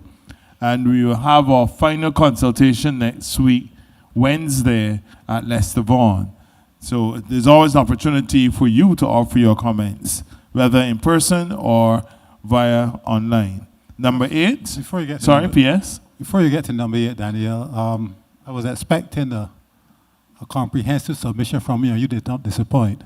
But I just want to say that the measures that the ministry will be implementing are not going to be implemented in isolation. You know, this approach is going to be multi-layered, multidisciplinary. So, of course, we'll be having consultations with the Ministry of Education, of course, with the Ministry of Health. And before I give the mic to the AF person, in relation to the congestion on Highway 2A, I wish to inform that I checked with the contractor to confirm or to reconfirm the completion dates, but in relation to the first phase, that is from St. Thomas Church to Bagatelle, that work is expected to be completed by the end of April. And then from St. Thomas Church to Lancaster, that is expected to be completed by the end of June. So I just want to give the persons who expressed concern about the congestion there on Highway 2A of the projected completion dates for those works. Thank you. Thank you very much. Number 8. Good night. I'm Letitia Bourne, spokesperson and legal representative for the Alliance Owners of Public Transport. Something's called AOP. Thank you for having us. Greetings from Mr. Raphael and team. We're going to try to be brief because what we've found is that so much has already come out. So we wouldn't be repetitive, but we would want to give support or a few insights in relation to a few things. Number one, we do support the Spoke and Hub type of initiative.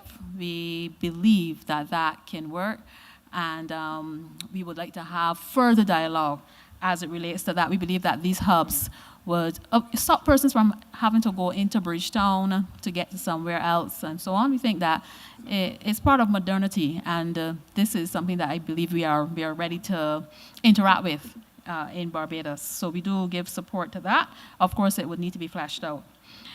Further than that, we are hopeful that as it relates to some of the routes, we believe that the PSVs can do more. And indeed, we will be challenging our operators to work with us and work with the government, work with the regulators. And we are expecting, because we are doing, our earnest to try to lift that level to what we would want it to be. And we feel confident that it's going to get there, especially with the new initiatives coming on board with the transport, the mass transit authority, and so on.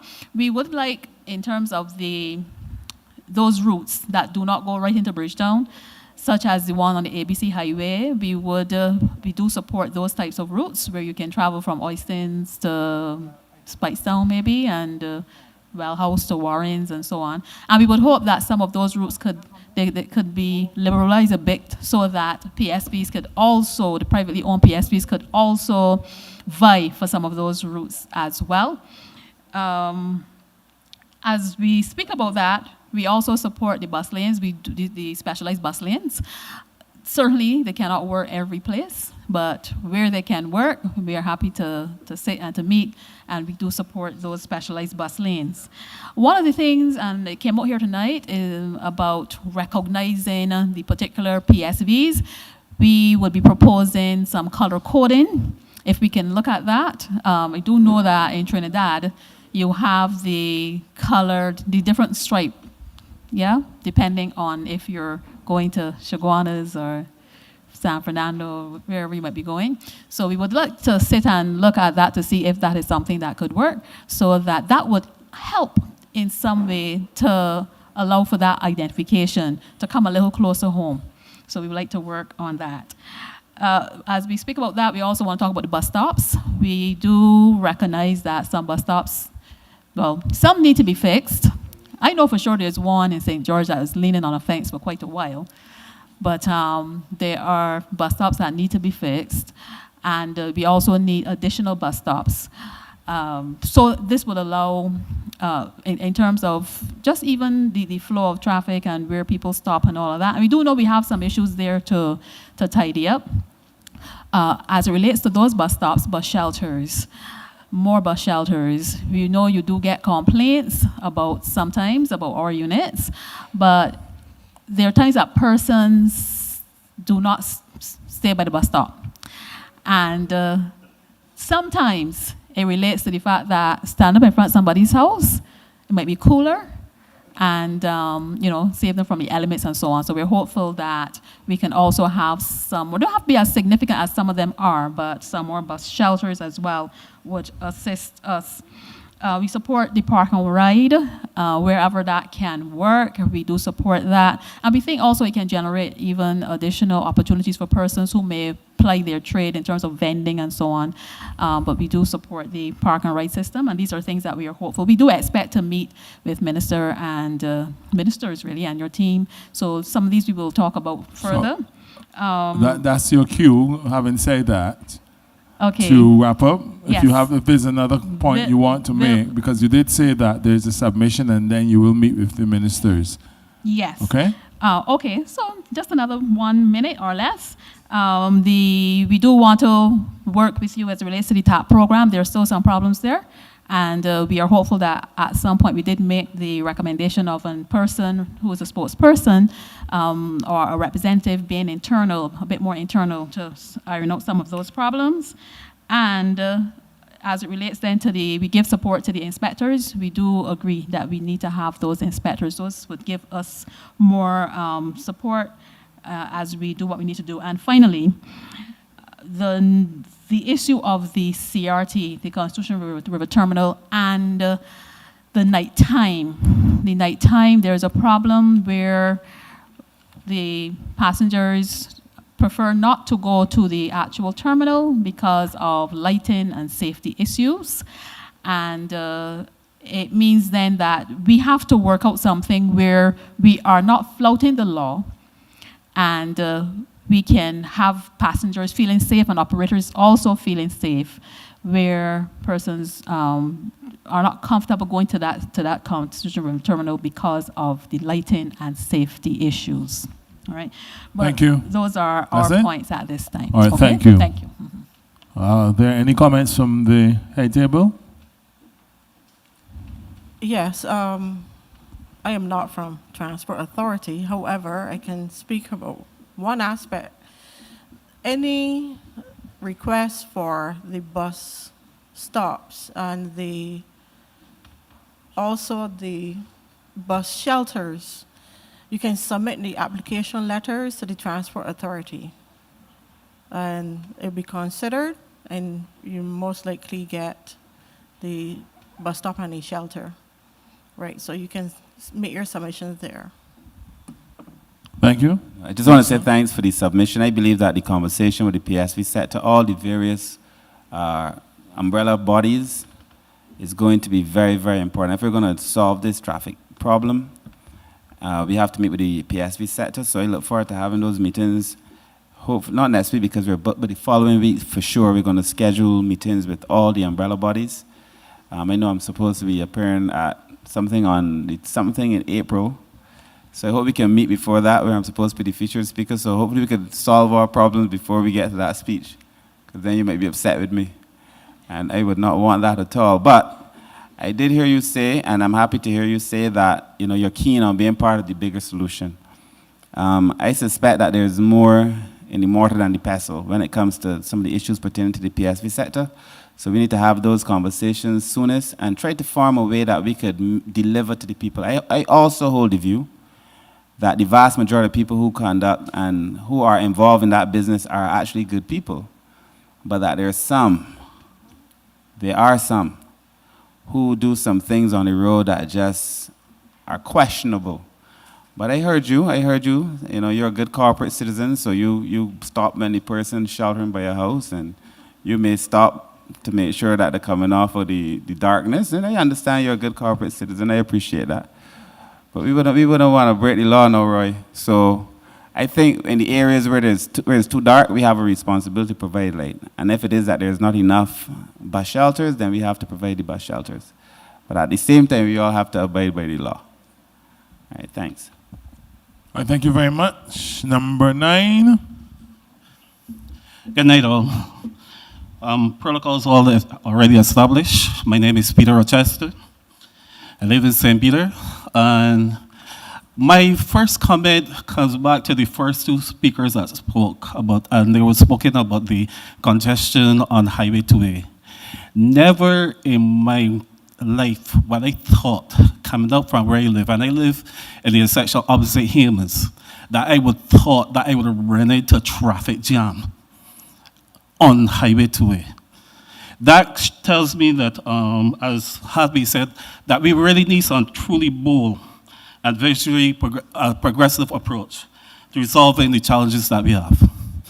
I will try to summarize a number of my presentation, and I will also submit it to the information unit email as presented.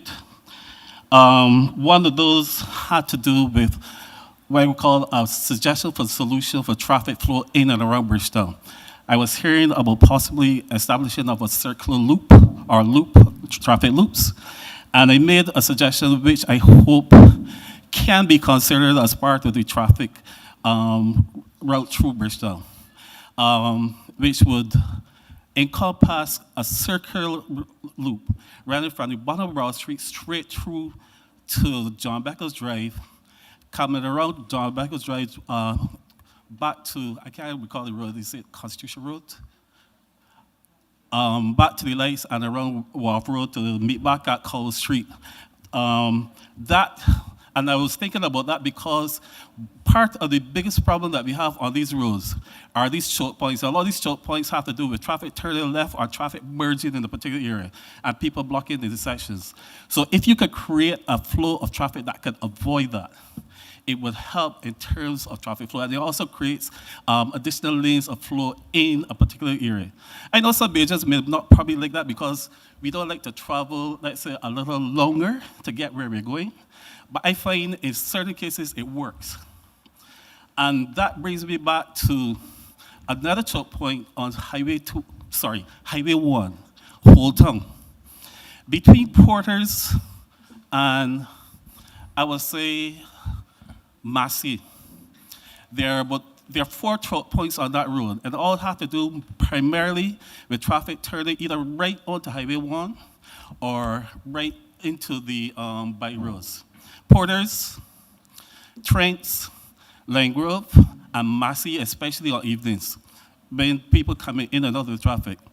Ironically, my suggestion was if you can establish a circular route in that area from Porters to Cemetery Lane, that would help ease, because what could happen is you could have 2 lanes of traffic flowing in a circular direction, avoiding that right turn off and onto and off that highway. And maybe that will help. I'm not saying traffic is going to flow fantastically. I know you've got a particular problem establishing the route, especially around Lane Grove. But already on evenings, I found, yesterday I was on my way to town, there is what we call already 2 lanes of traffic flowing. One on the highway, which is blocked up, and then one on the road, which circles around above Massey. And they had what we call a traffic creep, especially on the road circle around Massey from Cemetery Lane to Lane Grove. We have a lot of roads in Barbados. We have a dense network, and especially in Bridgetown. But we have too many in which we have what we call single lane roads. And why haven't we established, especially when it can be accommodated, dual lane roads to at least ease the flow, have more flow of traffic in a circular route? Okay, so you can. Okay. That is one of the solutions that Because remember, sorry to interrupt you, we don't want a situation in terms of time with people, leaving and not being able to present or to listen to others. So try to be as brief and concise as possible. Okay? Please be reminded of that. So just wrap up, please, and then I'll give you the email and the WhatsApp number one more time. Your wrap up, sir. Duly noted. And if you could allow me to at least extrapolate on another option. I hear and I understand the need that a Highway 2A is possibly going to be increased to a 4-lane highway. Right now, we have what we call a congestion of traffic, increased flow of traffic coming from the north, traveling that highway. Yes, that can help ease it. I also note that there's a lot of housing development and business development that's happening right now in the north of St. Peter and the St. Lucie, which is going to create the need for more traffic be traveling that road. One suggestion I'm suggesting, which is a bold suggestion, is maybe we need to look at establishing or building a new highway linking the north. And I would say from Greenwich's, a north coming across country, parallel to that road, which will probably connect somewhere in the Warrens area. And they talk about a true highway, not like the highways that we built, but with strategic points, where then you will have feeder roads that can connect people to take them off, whether to be Highway 2A or Highway 1, to get to the destination that they're going. I'm looking at that because of the increased increased flow of traffic that may be coming from those particular areas. All right, thank you very much. Sir. Just one other point. We talk about parking rate. My cousin. Just one point. I try to take I'm not going to do like my friend, colleague Ian, take his 5 minutes, etc. In terms of parking rate, one of my pet peeves is why isn't the Speightown terminal operated as a true terminal, bus terminal, for service in the north? Why is it that a bus, people, let's say, traveling to Pike Corner, and I'm using that example, have to be waiting on Highway 1 for a Pike Corner bus coming from Bridgetown? You should be having buses routed from Bridgetown to Speightown. And the terminal in Speightown acted as a true terminal for service in the north. I find that I am amazed, I'm boggled as to why in these days that is still happening, and why isn't the Speightown terminal being used as a true terminal for service in the north? And for that, at that point, I will wrap up and let Thank you so much. Thank you for your comments. I know you say that you made a submission, or that's your intention? Yes, that's my intention. All right, thank you very much.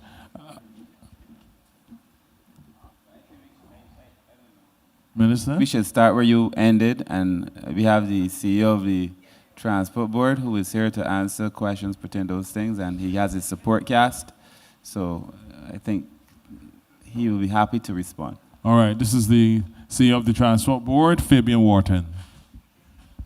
I know you fire. Good night, everybody. And I'm happy to be here in the north, and it's glad to see everybody here. And I was listening on YouTube on my way here, and I think I've heard a lot of good suggestions that came out tonight. But just to address the last comment, the Highway 1 takes, yes, everything from Bridgetown, but we go into Speightown. So if a person wants to get to anywhere in the north, the bus that comes from Bridgetown actually goes into Speightown. So when you talk about, I know you were saying park and ride, you were losing me a bit, because you were talking about park and ride, and then you talk about bus service in the same breath. But on the bus service aspect, what we have is that all of those services that leave Bridgetown and go to the north, all of them go into Speightown. So if you are going from Speightown to Pike Corner, you basically pick up your bus from in that terminal, right? So it actually functions as a terminal. What we have also done, I think it was about 2 or 3 years ago, collectively between the Transport Board and the Transport Authority, was to fix a traffic issue in relations to the minibuses that used to be parked by the traffic lights and all that. We now have those buses going into the Transport Board terminal as opposed to congregating on the front. So those are some of the things that we have done. We had also discussed previously what you would call a hub and spoke, going into Speightown, and then all the other feeder services coming out of Speightown. So that you will not see a Bridgetown, Pike Corner, Bridgetown, Josie Hill, Bridgetown, Consultation anymore. There'll be a line bus into Speightown and then spoke off into the north and St. Peter and those areas, right? We are looking at it. It is calling for a little more resources than we anticipated. And we had made certain commitments to the people of St. Lucie, the people in St. Peter, in relations to as we got expanded fleet. And I am happy to say that with the expanded fleet, we are now covering more of our services, particularly in Consultation, Josie Hill, Pike Corner. We do have some holes in basketball that we are now trying to work out. Today we were talking about it, especially between, it's like 10:15 and 1:15-ish, going into 2 o'clock. That was the time today we talked about, right? So that is the only area that we got a little concerned about at the moment, which is the basketball area. But by and large, what has happened over the last maybe 6 to 8 months is that we have had significant improvements in the travel going to the north of the island. I hope that addresses everything. That I thought you were brilliant, but just to be clear, my question is in relation to the point that he made about people waiting outside, that they have to wait outside. I don't know. I know you said they don't have to, but I'm just trying to understand why there is this disparity in views. Yeah, that was one way if he was talking about park. That was saying I was a little confused. He was talking about park converting the bus service at the same time and interchanging it too. Because you don't have to wait outside to catch the bus. You catch the bus from any terminal through the course and into the bus. So I don't know. Yes. Okay, come. All right. Sorry, my comment was not waiting outside. My comment was the fact that you said that Speightown bus terminal act as a terminal. My position is that right now, in my position, it does not. It acts as a bus stop. What I was talking about is if someone, let's say is in Whole Town, who's going to Pike Corner or Boscobel, etc., they're waiting in Whole Town for a Boscobel bus, for a Pike Corner bus. Buses should be serviced from Bridgetown to Speightown Terminal. When that person gets to Speightown Terminal, they are transferred there, just as you are alluding to. Then there are buses from Speightown that are servicing the northern routes, the Boscobel route, Pike Corner route, St. Lucie Church route, etc. You should not be scheduling buses from Bridgetown that are come down with the same Pike Corner, Boscobel, etc. Let Speightown Terminal then route the buses for those routes. That was my point.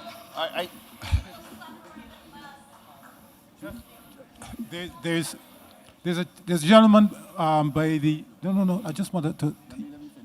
Pardon?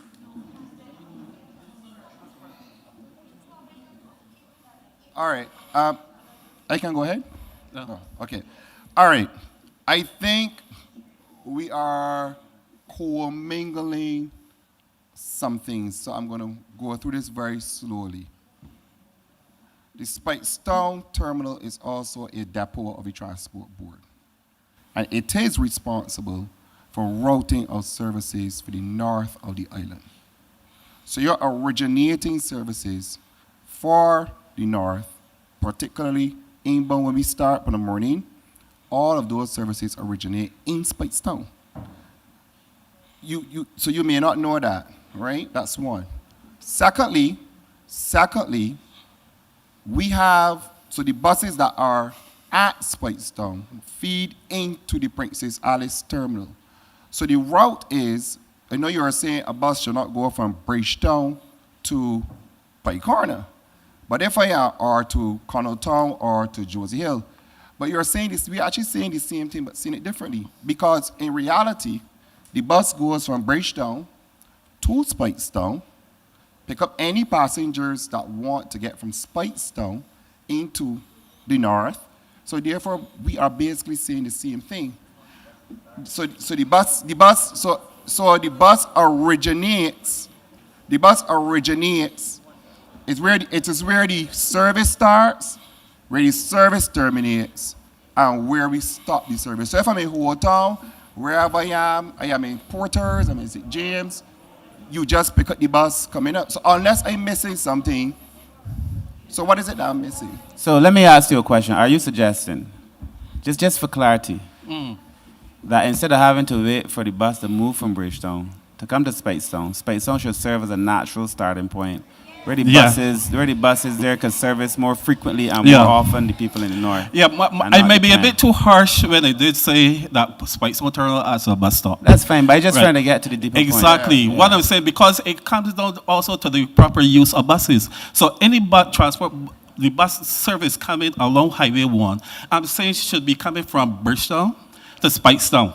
Anybody traveling on that road who going beyond Speightown, and that is independent of the buses going from Speightown to other parts of the north. But you can run into Speightown bus terminal, then you get a transfer to your destination. So those points serving, let's say St. Lucie, St. Andrew, or even parts of St. Peter, St. James, you get a transfer then to those routes. I agree with you. That's what I'm saying. I'm saying that we are. That's why I was kind of confused if we were saying we're not. No, I was not saying that. But the buses did not go in the terminal. But yeah, not that point. What I was seeking to do, and forgive me if I created a little confusion. I apologize. But what I was seeking to do was to simply explain how the services are structured now today, right? Because I heard some things that were not consistent with what the realities are. But what I'm saying to you is that the board has previously announced that the first place we wanted to try a hub and spoke system was along Highway 1. I think I said this about 2 years ago at Paris Speaks in St. Lucie. And I said then and I say it now again, all the buses coming to the north will take, people coming to the north, will take a Speightown bus and then get free connections into the north, which is what you are saying, right? So that's what made me, that is what prompted me to say we are saying the same thing, but maybe I did not present myself properly. From that point, yes, we're saying the same thing. Right. And secondly, what we also did is that given what was happening in the north, people were working 5 and 6 hours for a bus. We made certain commitments, we made certain changes as a consequence to what was happening in St. Andrew, which really disadvantaged the persons in St. Lucie. And we would have made public statements to indicate that when we do get these additional buses, our #1 priority will be St. Lucie, which is what we have done. So I'm giving you a synopsis of how things have developed so that you could understand why is it that we are still not here yet where we're coming into hub and spoke, because now we got to look at the resources as they are, look at the services as they are, know that we are actually providing these services, see what the numbers are saying, and then start to make different changes. So we don't want to make any changes to the network when we were not even providing the services in the network. So now that we are beginning to do that, then we make the assessments and go forward maybe in the next 2 to 3 months. So that is where we are at the moment. So I hope that makes everything clear. Thank you. No problem. It's just, and I use as an example, you know when they talk about picking low-hanging fruit? Yeah. That's more. It is. Thank you. All right, thanks. All right, thank you very much. We move swiftly on to number 10. Yeah. No number 10? All right, 10, 11. Number 11.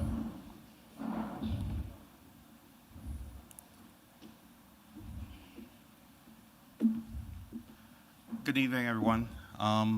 Ministers, heads of department, transport board. I can be very brief. I think we've gone off the rails a little bit when we're talking about traffic patterns. Speak louder, please. Just arrange. Sorry. I think we've gone off the whole idea of our meeting by going on the individual bits and pieces.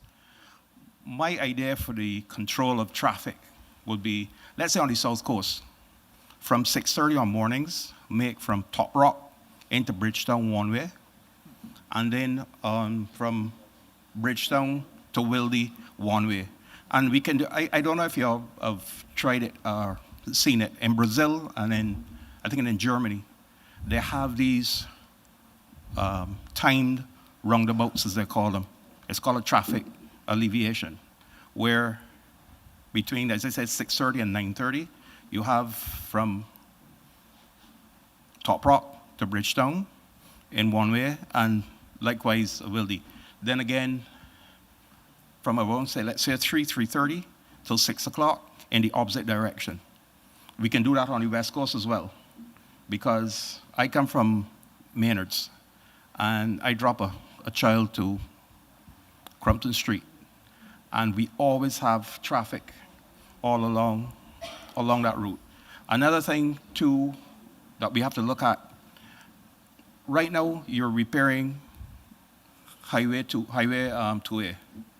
Along with that, you have from Content to Vaucluse. And then you have Pothole Alley from Jukes Hill to the school. Pardon? Pothole Alley. Yeah, it's Pothole Alley. All right?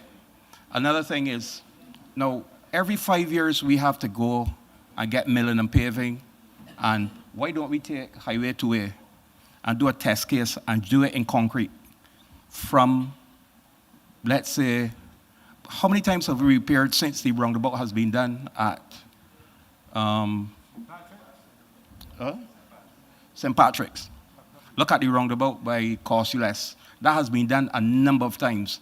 And before it can be done, there's another pothole. I think a gentleman spotted where the asphalt is joint, and it creates a pothole. And it's basically because of the weight of the traffic, the amount of tires on the long trailers. So it is a very well-used road. So we got to look also at concrete roads. The last one would be just scheduling. When you have, I think somebody here alluded earlier to it. Mr. Rochester, I think also alluded to doing the traffic patterns around West Coast and South Coast. Make everything one way. And I think what will happen is it would move traffic along very quickly. They did it in Brazil. We could probably look at the Brazil model. They did it in Germany, and they had the same problems. Too many vehicles in a small space, and it worked. And it alleviated the need to put in these flyovers. All right, thank you very much. All right? Yes, Thank you. I don't recall you stating your name. Introducing yourself? Richard Edwards. Yeah. Richard Edwards, thank you. All right. Thanks, Richard, and I must say thanks for the comments. The suggestions relative to the reversible solution, this is something that we will be looking at. It's not something that we are not looking at, but we are definitely looking at that. But we're also looking at one-way solutions as well, and a number of other solutions we're considering. All right. All right, thank you very much. Number 12. Good night, everybody. Denzel Boyce, protocol established. First of all, I would like to thank everybody for coming out. I attended many town hall meetings in Barbados, and most often it was just like me, the presenters, and the press. So, and I think this is outstanding. I feel bad about the terms on which we are meeting, but I look forward to the way forward being better, being with a lot more public participation and so on. So last time I raised some issues, tonight I would like to offer some ideas and see where we can go from there. Fortunately for me, a lot of the ideas that I was about to offer has been offered already tonight. Some of the circular solutions, to join the circular solutions back to straight, we could implement some roundabouts in certain cases. A lot of the schools we have, we could turn them circular as well. I will use St. Albans Primary as an example. St. Albans Primary is between Taylor's Road and St. James and Crick Hill. If we could put a road on the above side of the school, which in the school has a gate on either side already, we could alleviate some of the traffic in that area. Now, this is just an idea. This is something that could be implemented as early as tomorrow morning. All you will need to do is open both gates, allow the parents to pass through, drop off the children, come out the other side. If it creates congestion on the Crick Hill side, what you could do is remove the black and white wall at the bottom. Is like a triangular shaped wall. It just has like a couple trees and a few wire poles in it. And this could alleviate problems in that manner. As it relates to the whole town, with the Massey, and I think one of the other members here tonight spoke to that, it's high time that we start using some circular solutions. Another member spoke about parallel roads being underused. We have a situation where in Cemetery Lane, there's a road almost opposite to Cemetery Lane, which belongs to the Sandy Lane Property Owners Association. They have erected some barriers rendering that road useless. That could alleviate some of the stress in the whole town area. As it relates to Speightown, I remember when I was a lot younger, we had built a massive hotel in Speightown called Haywoods. Once we constructed Haywoods, we diverted all of the traffic across the highway. That killed off a lot of the businesses in Speightown. As a result, Speightown is what it is now. We created now a one-way in Speightown going towards the north, which is I think is a better solution. Unfortunately, I was in Speightown one day and I saw where people weren't parked properly and the garbage collection had the whole of Speightown blocked up for like 4 hours. Nonsense. I think overall some of the ideas we can take away from this is we need better communication between ourselves as ministries, between ministries and the public, between the emergency services and everybody else. And I think we making a lot of headway. I don't know how much more time I have, Mr. Master Ceremonies, or... We can easily say no more. All right. Well, thanks for the time. And let's wrap up time. I think you were at the last consultation. Yes, I was. Yes, I know you look familiar. Yeah, but you want to give your wrap up point now? You came with solutions. And last Yes. time Yeah. I have another point to make. You've only been on for 3 minutes and you 18 seconds. You can Well, yeah, just do your wrap up now. As it relates, well, I don't really. If you need me to stop, I can stop because I don't need it. But I will say this: I also work with farming and I also work with water sports. As it relates to water sports, for transporting persons by sea, it should not be a big issue. I think it would generate some more revenue in certain areas, and it is something that could be done probably tomorrow morning. As it relates to farming, being involved in that industry for a while, there are lots of roads. When Barbados was involved in sugarcane production, we had a lot worse roads and we were far more productive.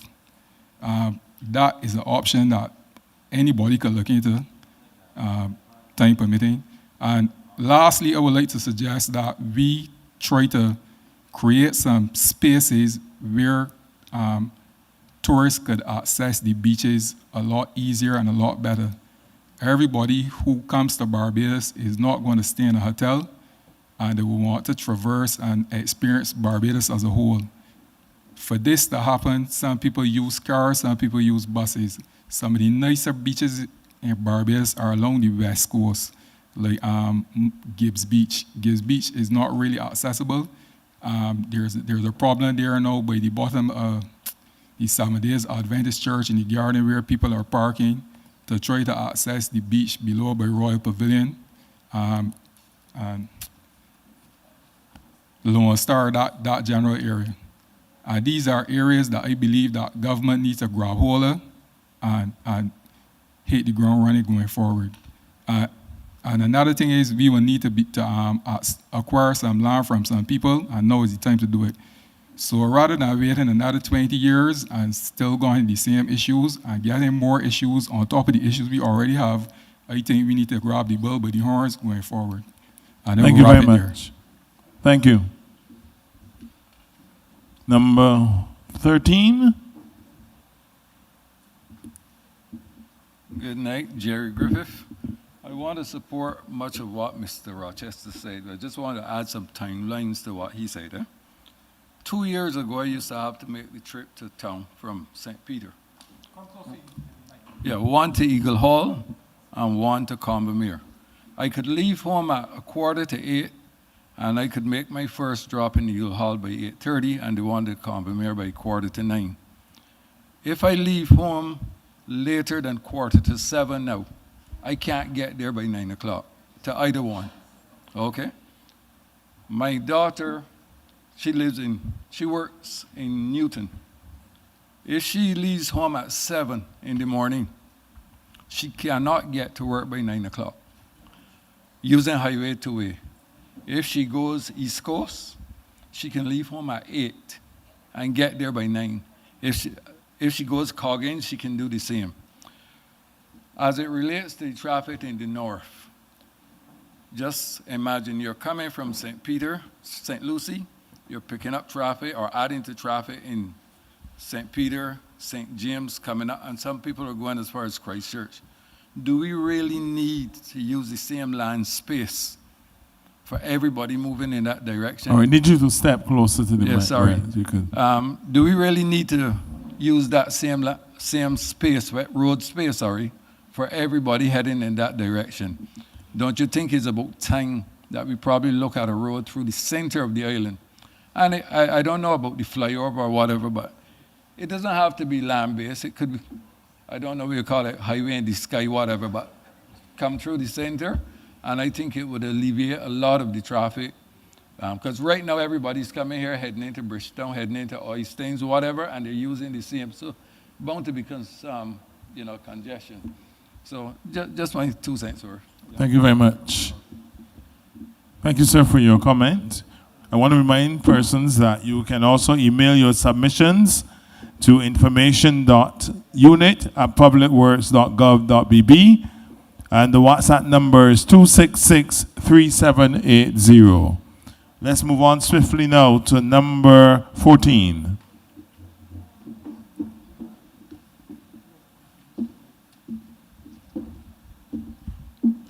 Good night, everybody. My name is Kwame Durridge. I'm a graduate civil engineer. I travel to British a lot, but so far this year, 90% of the time, I tell my old man is Gabashiba. It don't make no sense. But traveling through Old Town, I have a suggestion for the three junctions or three major junctions that, in my opinion, are causing some traffic. That's the Massey Junction, Trent, and basically the intersection by the Methodist Church by Lime Grove. We know that everybody knows hotels are coming, and even the police station that is going to be retrofitted as a hotel. My suggestion is that from the new hotel that is coming there, Royalton, to the stretch up to Sunset Crest, all the hotels or exits that are on the side of the coastline turn left. Right? Don't let them turn right. Let them turn left. At the Massey Junction, the traffic that comes north to turn in to go to Massey, you allow for a slipway so that the traffic that is coming south can easily go into Massey and cross over. The traffic that is coming north from the south, you widen the road, and of course you put traffic lights there, and you allow for traffic lights for the person to turn in to the Massey. The junction at the Methodist Church, all right, the traffic that is coming down from the highway, don't allow any right turns, all right, don't allow any right turns for the person to come over and block traffic. If the person eventually wants to turn right, there is an exit before Lime Grove to the left that will carry in the direction behind Massey. So they will turn left and then turn right, and then follow into the traffic lights, then to turn right to go down the road. All right? And then the Trent, I believe by St. James School, that's the biggest problem, in my opinion. That causes traffic all down to St. Peter roundabout, Speightown roundabout. I strongly believe that you could put a roundabout at that location, all right? Opposite the hotel, before the bridge, as you guys know, they're building, we call it James Park.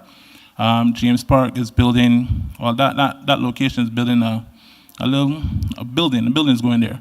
So the individuals that come out of Jamestown Park or James Park, you don't allow them to cross the traffic, but you basically just allow them to turn left.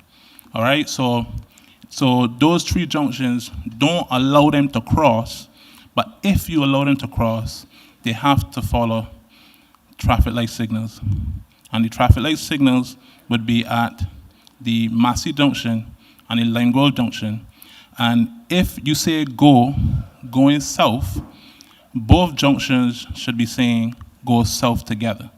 And if everybody's saying going north and the green light say go north, all two lights should be saying go north, so that no one would cross, because the crossing is what causing the traffic, in my opinion.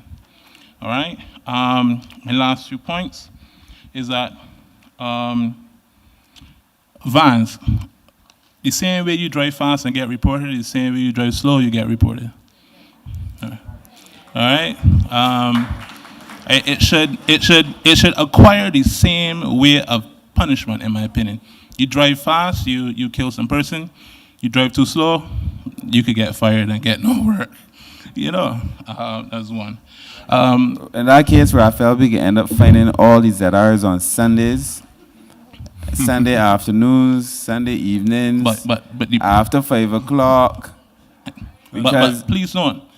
Driving too slow, but the reason, let's qualify driving too slow. Qualifying driving too slow is a line of traffic. On a Sunday, they could drive slow and have no traffic. Yeah, all right? Not these Sundays, though. Yeah. So you drive slow, you have a lane of traffic, yeah, come off the road, all right? See, but in law, it's going to be difficult to say you're driving slow if there's traffic. No, It well, would have to be that you're driving slow. Driving slow and have a line of 10 cars behind you. You put a value to it. More than 10, come on. Or more than 10. But You put a value to I it. get Yeah. the point for sure. All right. Laybys. We know that the vans are not using the laybys. So, but there are bus stops without laybys. So you put a white rectangle in the road. Stop there. All right. They might not stop at the bus stop, but you put a length of 2 buses, and you give them some white stripes and tell them, hey, they might not understand stop at the bus stop, but they should understand stop in the square. They should. And that is more black and white than stop at the bus stop. So if they don't stop in the square, get off the road. All right, that's my opinion. All right, you at the wrap-up point now? Yeah. Thank you. Are you making a submission? Are you offering a written submission to the ministry? No. Last point here. You're going to have an increase of traffic in Houghton within the next 3 to 4 years, all right? Because you're going to have tons of visitors. So you're going to have tons of vendors. I think you guys need to look at future-proofing vending from in Houghton.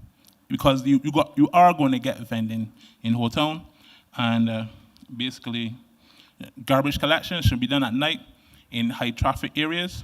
Not in communities, but in high traffic areas. There's no way that I don't think I should be. I don't say no way. I should be driving behind a garbage truck at high peak time in the morning between 6:30 and 10 on Highway 1 or Highway 2. And I would understand if they're driving to go to a location in a community, but collecting garbage at that time, I don't think it should be happening. And that's it. Thank you very much. Thank you. I just want to say I welcome your suggestions relative to what's happening for Houghton, and that's some stuff that we can look at. And I do agree with you. There are some bus stops in the area on Houghton opposite Massey. I think there's one that doesn't have a lay-by, and anytime a PSV stops, it does add to the congestion in the area. And then there's another bus stop that is opposite Lime Grove, where there is space for the buses to pull to the left, but they don't pull to the left. They just stop in the middle of the road and nothing can't pass. So yes, we have to look at that as well, right? Thank you very much. Number 15. Good evening. My name is Petrina Devonish. I'm happy that the minister lives on this side of the island, and he happens to be the minister. It's really louder, please. I'm happy that the minister lives on this side of the island, and he is the Minister of Transport and Works, because usually people speak about things, but then they don't experience it. So I'm happy that you're experiencing our traffic issues, so you can identify with what we're saying. I have 3 points. It'll be very quick. They may have been mentioned before. I was late, so I missed the presentation. So my first point is a bus priority system. This is one where we have dedicated bus lanes where they have limited stops. There are priorities at the traffic lights. There's an off-board fare payment, platform level boarding, high capacity buses, not these electric buses that are not fit for our roads, and then a park and ride system. I think this is a high impact intervention, and it would work for our island.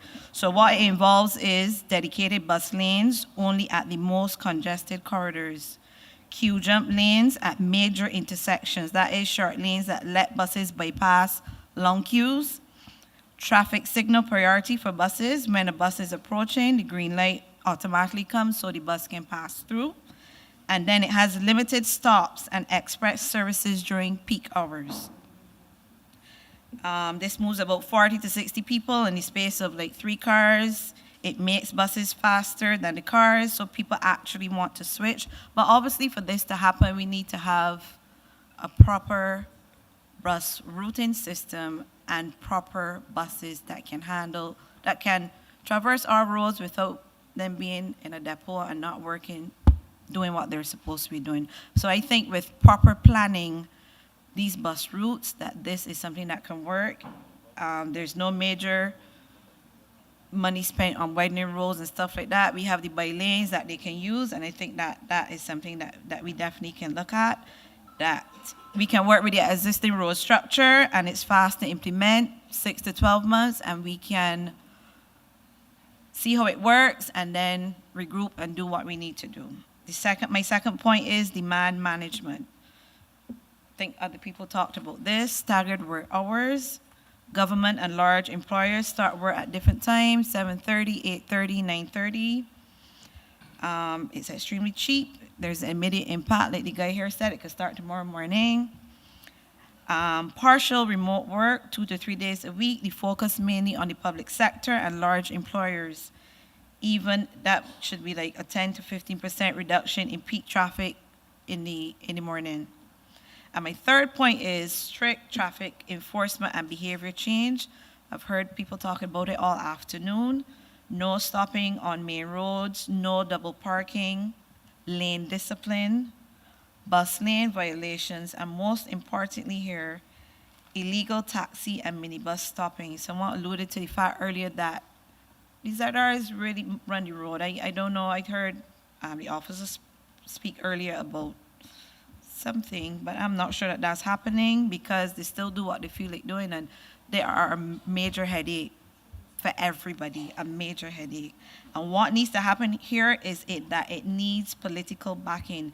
We need to enforce. I think the lady here in the panel, the only lady, spoke about things were happening, but I am an accountant and an auditor, and if it's not documented, it's not done. If we don't know that this is what's happening, we will all assume that it's not happening.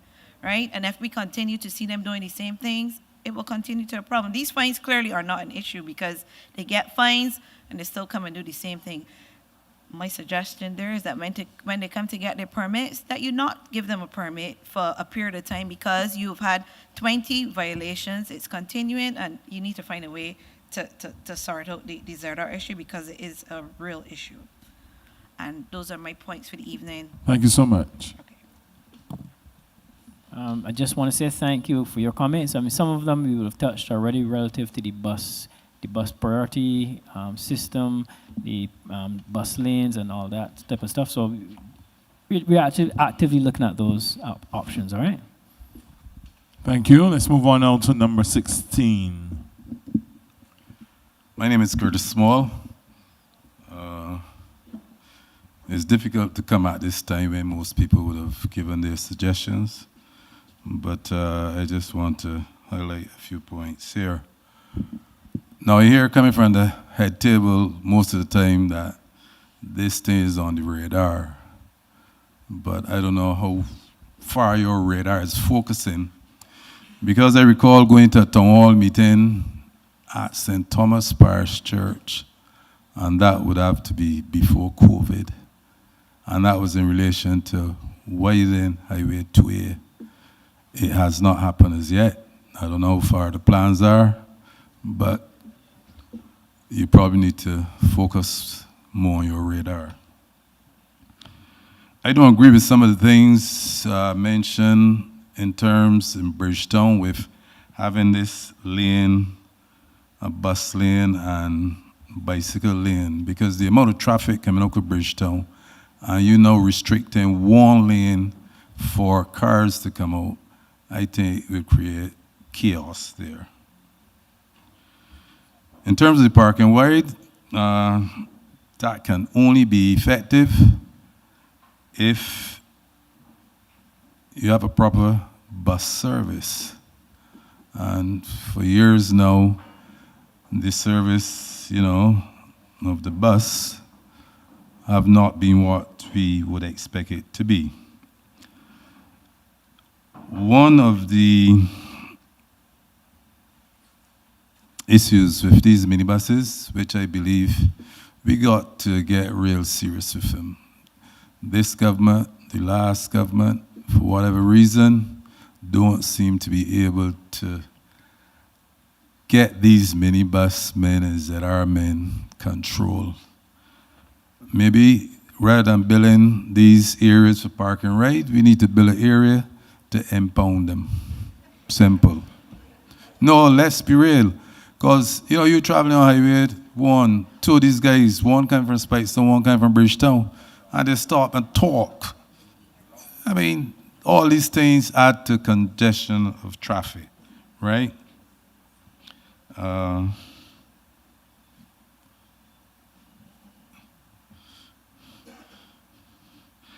ferry system, that can only work if it's going to be cost effective, because there's no way I'm going to be paying for a car and then have to pay $5, $10 to get to Bridgetown. Maybe $5, because you probably end up paying parking in Bridgetown, you know, if you're driving to Bridgetown. So the fee, if you're having a ferry system from Speightown to Bridgetown and one from Oystons to Bridgetown, that fee must be cost effective to those who want to travel by the ferry.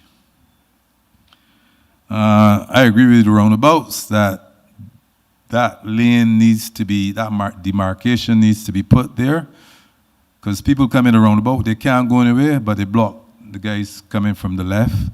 And I know the police guys said that they're trying their best and doing their best with the ZRs, but I still think from a layman looking on that enough, maybe it's the court system.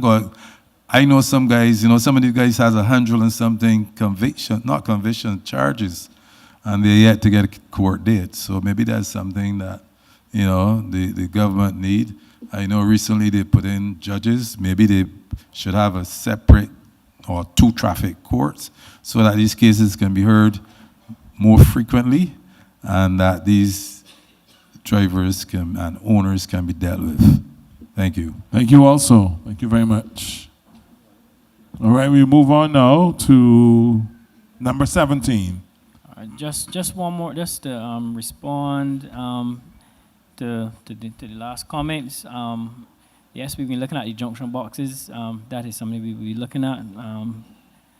But I know you indicated, relative, that you don't support the bus lanes, and I understand your comment that it could end up in obviously increased congestion. But we must make this point that our network is so heavily built out, and it's unfortunate that we would have started with 2-lane roads. In many jurisdictions, they would have started with 4 lanes. Then they are easily converting the roads to have that bus only lane and stuff. The problem is that widening roads is not for Barbados. Definitely, is not a long-term solution to the problem. There's very little opportunities. If you go into the St. Michael area, you try to go down Colmarock, there's 0 opportunity without the acquisition of lands, and those lands are all heavily built up with buildings. That's going to be an exceptionally costly exercise. So option in terms of widening roads, particularly in the St. Michael area, is virtually null and void. We have to now look at other measures. The lady one person indicated about demand management. That is the type of area that we are going to be going into. So we may have to be looking at that novel ideas of like pricing. I don't want to say tools, but you may have to look at all other avenues to reduce the demand. Mind you, buses move far more people than cars can. They take up far less road space. And you know, in one bus, you can move about 60 people. Well, 3 cars could only hold in the space where that bus is, right? We have to look at more sustainable methods of transport for the long-term future of the country, and that is what we are looking at, all right? Thank you. Number 17.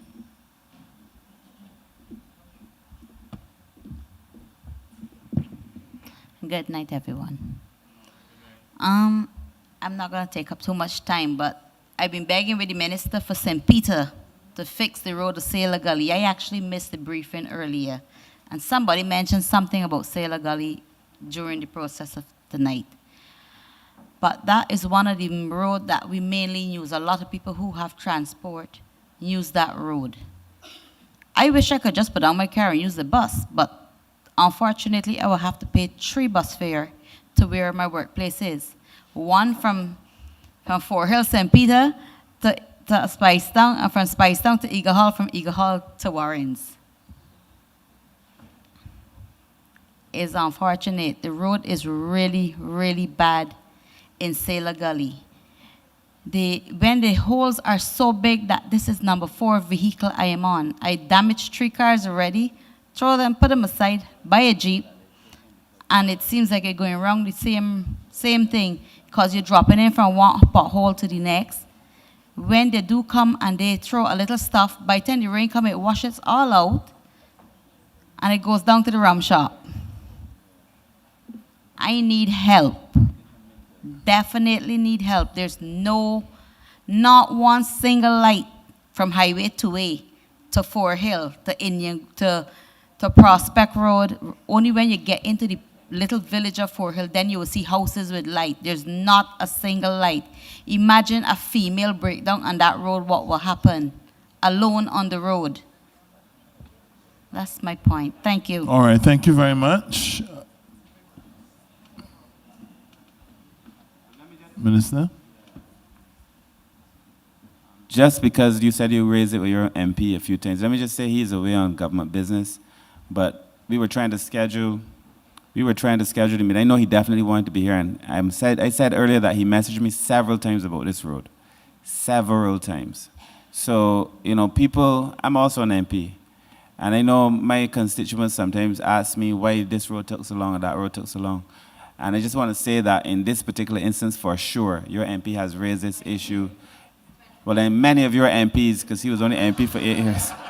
Well, he wasn't in for 25 years. I'm just saying, I understand what you're saying, but he has raised it several times with me. And the point that we made earlier, I think the person asked about is Mount Brevita, and that road becoming more used now because of the fact that that road is being repaired. And I think we committed to making the road a lot more drivable and livable in the very near future. But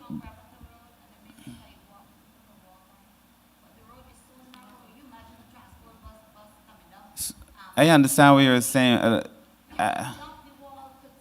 Is it on Mount Brevita Road, or? So they made it more narrow than it was originally? So we probably going to do a visit down. We got to do a visit there. We'll do a visit to Mount Brevita to see the road. But I promise him to go to Mount Brevita, but I hear you. Yeah, but I just said that we are committing to making Sailor Gully a lot more usable, for sure. But I didn't understand the problem on Mount Brevita sounds more systematic. I think the PS wanted to say something about lights generally. Ma'am, the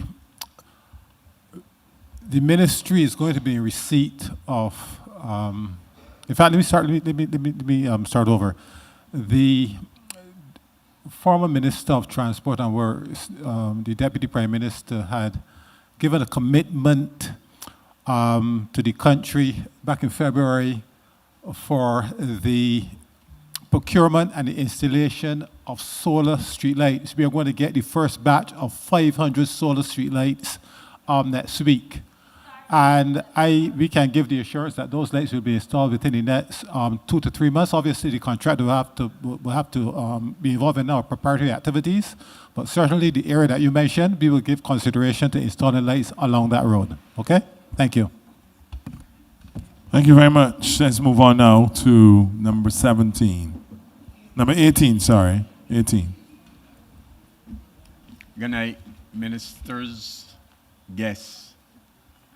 My name is Trevor Burrows, and I'm from St. Thomas. Talking about traffic congestion, a few people spoke about the roundabouts. The biggest problem with the roundabouts, yes, those markings are going to be important, but who are going to police those markings? Because sometimes you're trying to get a roundabout and a mark come and block you. You can't go anywhere, but you block the roundabout. I had an incident coming from Green Hill. There was an accident in Jackson Bottom. The traffic back up all down by the gas station. The highway free. I stopped, a guy stopped, said to me, and we clear down there, and horns behind you, honking, honking. Whenever it done, I had to go around the roundabout and go around my village because there was an accident. I want to talk about the highway. I find somebody mentioned that you get report for driving too. I know you get report for driving too slow in Canada. Police stopped me in Canada for driving too slow on the highway. I see people on the highway driving at 40 in both lanes. But if you drive at 90, the police report you. I think we got to start reporting people for driving at 40 on the highway. That is causing a lot of congestion on the highway. Not a problem. You got busy highways and people park alongside the road in a rum shop drinking rum. And traffic can't pass. We need to do something about that. And I'm saying it daily. One more point. I said I'm from St. Thomas. I get to talk about Pothole Road, Pothole City. There's a bridge when you leave the Chinese place there on top of Fortress Hill going to Westmore Post Office. I think we need to do something with that bridge as soon as possible. It is sinking every day. I think we should stop big vehicles from using it right now because it's sinking. And soon from now, you can't pass that road. I'm talking about this bridge when you pass the Chinese place on going to St. Thomas. Yeah, before you get to the Polo Club. I think you all should pay a visit to that bridge. Thank you. Thank you very much. Jason, any comments? Richard, anybody? Good night. With regard to the this land castle that you were talking about, yes, it is not a bridge it's not a bridge. It's just a short retaining structure, and it can be. We are looking at it. It is under one of our consultancy programs at the moment. Yes, to be repaired. Yes. All right, thank you. Let's move on to our final offering. This is number 19.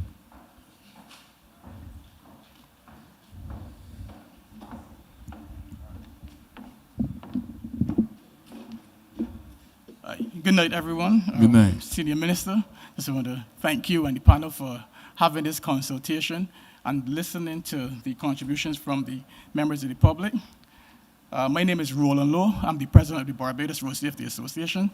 And I want to say that I'm very pleased with the contributions that I've heard so far, particularly those relative to road safety, because that's my area. I know that persons have made a lot of different contributions, and they touched a lot of areas that I would have touched on, I wanted to touch on, so I'll just be brief and go through some of them just by mentioning the points. I just want to say that I had a conversation with a gentleman, Mr. Arthur, recently, and he shared some of these concerns, which are some of the things that I also have a bit of concern about. One of them is the non-existent and improper road marking, and I heard that you need to make, I would think that you should make the road markings, put them a bit earlier at the junctions and at the roundabouts. They're too close, to the junctions and to the roundabouts. You need to put them earlier along the road so persons will know what they're supposed to do in relation to these roads, these particular roads. Secondly, I want to touch on the idea of PSV behavior.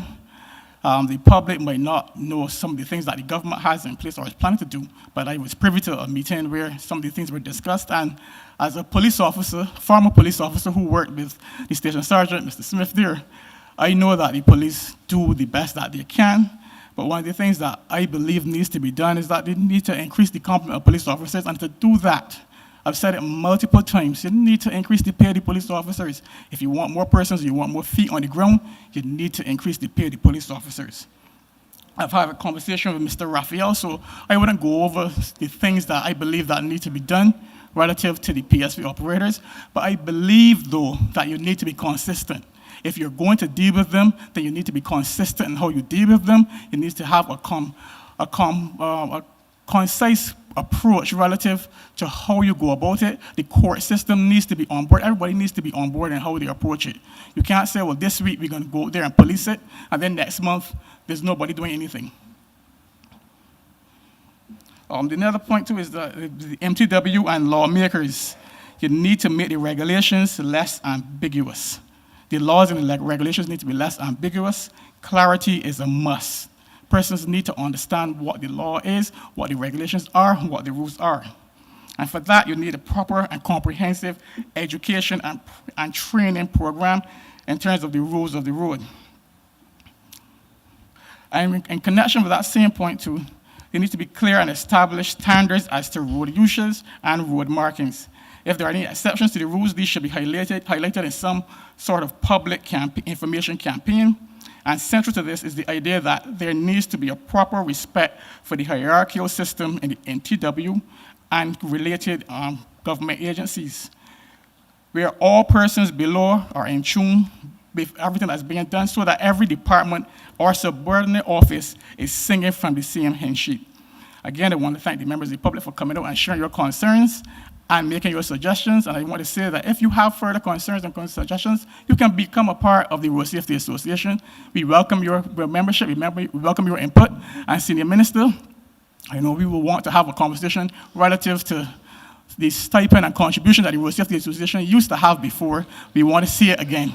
And thank you again for inviting me, and good night to everyone. And travel safely when you leave. Thank you, Roland. Thank you very much. And remember, your organization can submit your offerings to information.unit at publicworks.gov.bb, or you can WhatsApp 266-3780. We've heard your comments, your offerings, and now the final remarks will be offered by PS Jehu Wiltshire. Thank you, Master of Ceremonies. During this session tonight, a number of suggestions were made by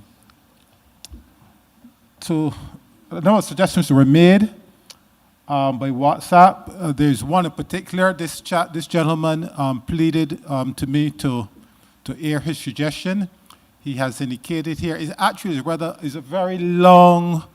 It's a very long submission. Obviously, I'm not going to go through it, but Fabian, he was referring to the point that was made earlier in relation to the Speightown bus terminal. He said here that the following transport hubs, that is bus stands, should be established or augmented. He spoke in terms of the Granville Williams terminal, the Princess Alice terminal, Oyston, Six Rose, Leib, Warrens, Holton, Speightown, Belle Plaine. He said that each of them would have shorter routes within their catchment areas, hence faster turnaround times. And each would have a few longer hauls to connect to other nearby hubs for transfer purposes. Each hub will facilitate routes managed by an authority irrespective of vehicle type, omnibus, minibus, ZR, or other. He also made a number of other suggestions. For example, he said that we should have major bus routes going to and from our Lone International Airport. Passengers and staff deserve choice in transportation.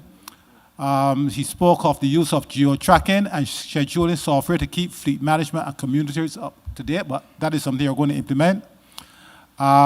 He also spoke to the fact that there are a number of highways that should be enhanced by improved road infrastructure. For example, so he has made a number of submissions. His name is Maurice Johnson. So, Mr. Johnson, if you're still watching, I have given more or less a very brief synopsis of your submissions, but we really appreciate the time that you have taken. Oh, yeah, that is my apologies. You can come to the mic. Can I give you an opportunity to come to the mic and speak to the other submission? I didn't realize that you're actually here. Okay. So you see, we're actually watching the comments because people online are saying we're not reading the comments, but we actually are. And this is actually a good example. You will be very brief, however, because I believe the PS was very extensive in sharing your ideas. Yes, it was. Thank you, everyone. Thank you, ministers. PS. I will just quickly touch on the road infrastructure. Mighty Granite Highway all the way to the airport, and also highway to way from Warrens to Mile and a Quarter.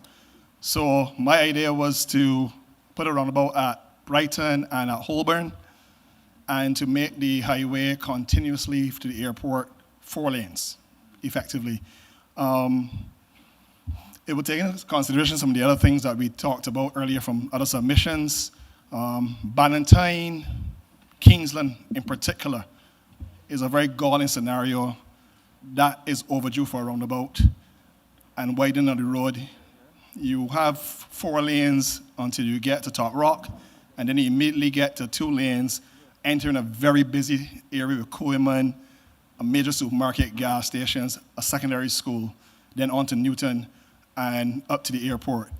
The Coverley area in particular, I was very disappointed to see that Lowlands, which has been causing no end of crashes and danger, hasn't been earmarked for a roundabout, even though we are doing a very good job of expanding Coverley. I think the slip lane scenario from the Bell should be used along Coverley instead of having a roundabout along that stretch. And then the road will continue up to the airport. And the congestion at the airport roundabout, both of them, I think could be solved by moving the entrance roundabout east, further east, away from Pugs, if that makes anyone, now that the gas station is gone, and allow traffic to enter the airport closer to the Concorde experience, amalgamating that with the rest of the departure chaos, and literally lengthening the entire causeway in front of the airport to allow for easier traffic flows. And I have a separate special scenario for the MTWW with regard to the airport in particular, but definitely persons heading towards St. Philip have a real challenge if you are trying to get past the airport busy periods. So those are some of the major things I think that we can do. The rest, a lot that speaks to Fabian's area transport. I am a firm believer in enhanced public transport. I would put down my vehicle as well if it was a lot more reliable. I'm not here to knock it. Everyone spoke about the problems we have. I think we can integrate what we have long before we get to the flyover scenario. So I await your considerations. And if you need more submissions, I'll be happy to speak to you separately. Thank you very much. More submissions are always welcomed. And I want to remind those who are present and, of course, those who are here who are also online, information.unit@publicworks.gov.bb or WhatsApp number 266-3780. Minister, final comments. Thank you all for coming and for staying the duration of the meeting. I think we got some very, very good ideas. It's also pleasant to see persons I have not seen in a long time. It's always good to see you. And it's always good to be here. I believe meetings in the North are normally very fruitful. There was a gentleman who said that normally there's not so many people in the audience, but I've found when I come to the North, whether it was in maritime or in the social, we got really good comments. And for those persons who know me, there's a very short window between the time that we say we're going to do something, or I say I'm going to do something, and when it is done. So when I say we're going to come back to the public and tell the public what our decisions are, I mean it. So I think within a month of our consultation, we will be back to say the ones we're implementing. And then you're going to see, even before we come back, in my view, we should be implementing some of these ideas all now. So MTW knows how I feel, but we will be implementing a lot of these ideas before we come back to the public. I feel, though, because I have so many people here from the PSV sector, that it would be remiss of me not to say that I think the public continues to speak and that we have to listen to what the public is saying. I believe that the PSV sector offers a most important service to the public of Barbados. I believe without the PSV sector, we would probably flounder more than we are now. I believe it is extremely important. But I also know, if we're being honest, that there are just too many complaints, way too many complaints in that particular sector for us not to be able to address it. If the director of the Transport Authority were here, she would tell you of the number of things that they've already implemented to try to curb behavior. But I think the problem is a systemic problem. And we need a modern system for managing transport, period, whether it is the public sector vehicles, whether it is public transport, whether it is the taxis, everything brought into order, because order must be the order of the day. And it is too important. I think we have to protect the children who take these vehicles. We have to protect the older persons who take these vehicles. We have to protect everyone who takes the vehicles. And I believe the point that was raised earlier about us being able to partner is going to be very important. So we're going to have a series of meetings, a series of commitments that we must make to the public as a unit, as a team. And then we must stick to the commitments that we make. Because it is unacceptable for this conversation to be going on as long as it has been going on. I think you made the point that different governments seem to be unable to bring this to heed, and we have to be able to bring it to heel. So I think we're going to be able to do that. I'm looking forward to the new Mass Transit Authority when it comes and how that's going to work. I'm looking forward to implementing a lot of the solutions that were brought forward by this audience and other audiences. I am thankful that at this very difficult time in the country's progress and history, I happen to be the minister who lives in the north. And therefore, I understand a lot of the challenges. But I'm hopeful that the public sees that what we're doing is actually going to shape government policy. And I think we would be very disappointing if we are not able to show you exactly where your interventions have been able to make real change. And I think that is my commitment to you and to the public. So I want to thank you for coming tonight. I want to thank you for coming to the 4 sessions. We close next week, Wednesday, with Les Devon, I think at 6. I was told today that that was probably the worst choice because Les Devon area is probably where people are most upset at the moment. So hopefully by next Wednesday, people will see a little bit more progress, but we'll be at Les Devon next week, Wednesday at 6. 6:30? Is it 6:30? The permanent secretary has told me that there's a Kathy Ann online who had made some very good suggestions. She's here too? We will take all those suggestions into consideration, but please get home safely. Go with the grace of the good Lord. And if you can come back out again on Wednesday, I look forward to seeing you. Thank you very much and have a wonderful night. Thank you very much. Those are the comments from Minister Humphrey. Thank you. And also thank the Minister of State in the Ministry, Dr. Rama Springer, Permanent Secretary Jehu Wiltshire, our technical or Deputy Chief Technical Officer Jason Boyne, as well as Richard Austin and Trico McCarthy Bruce, Chief Licensing Officer.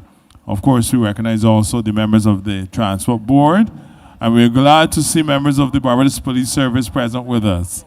Thank you very much, ladies and gentlemen. Do travel home safely.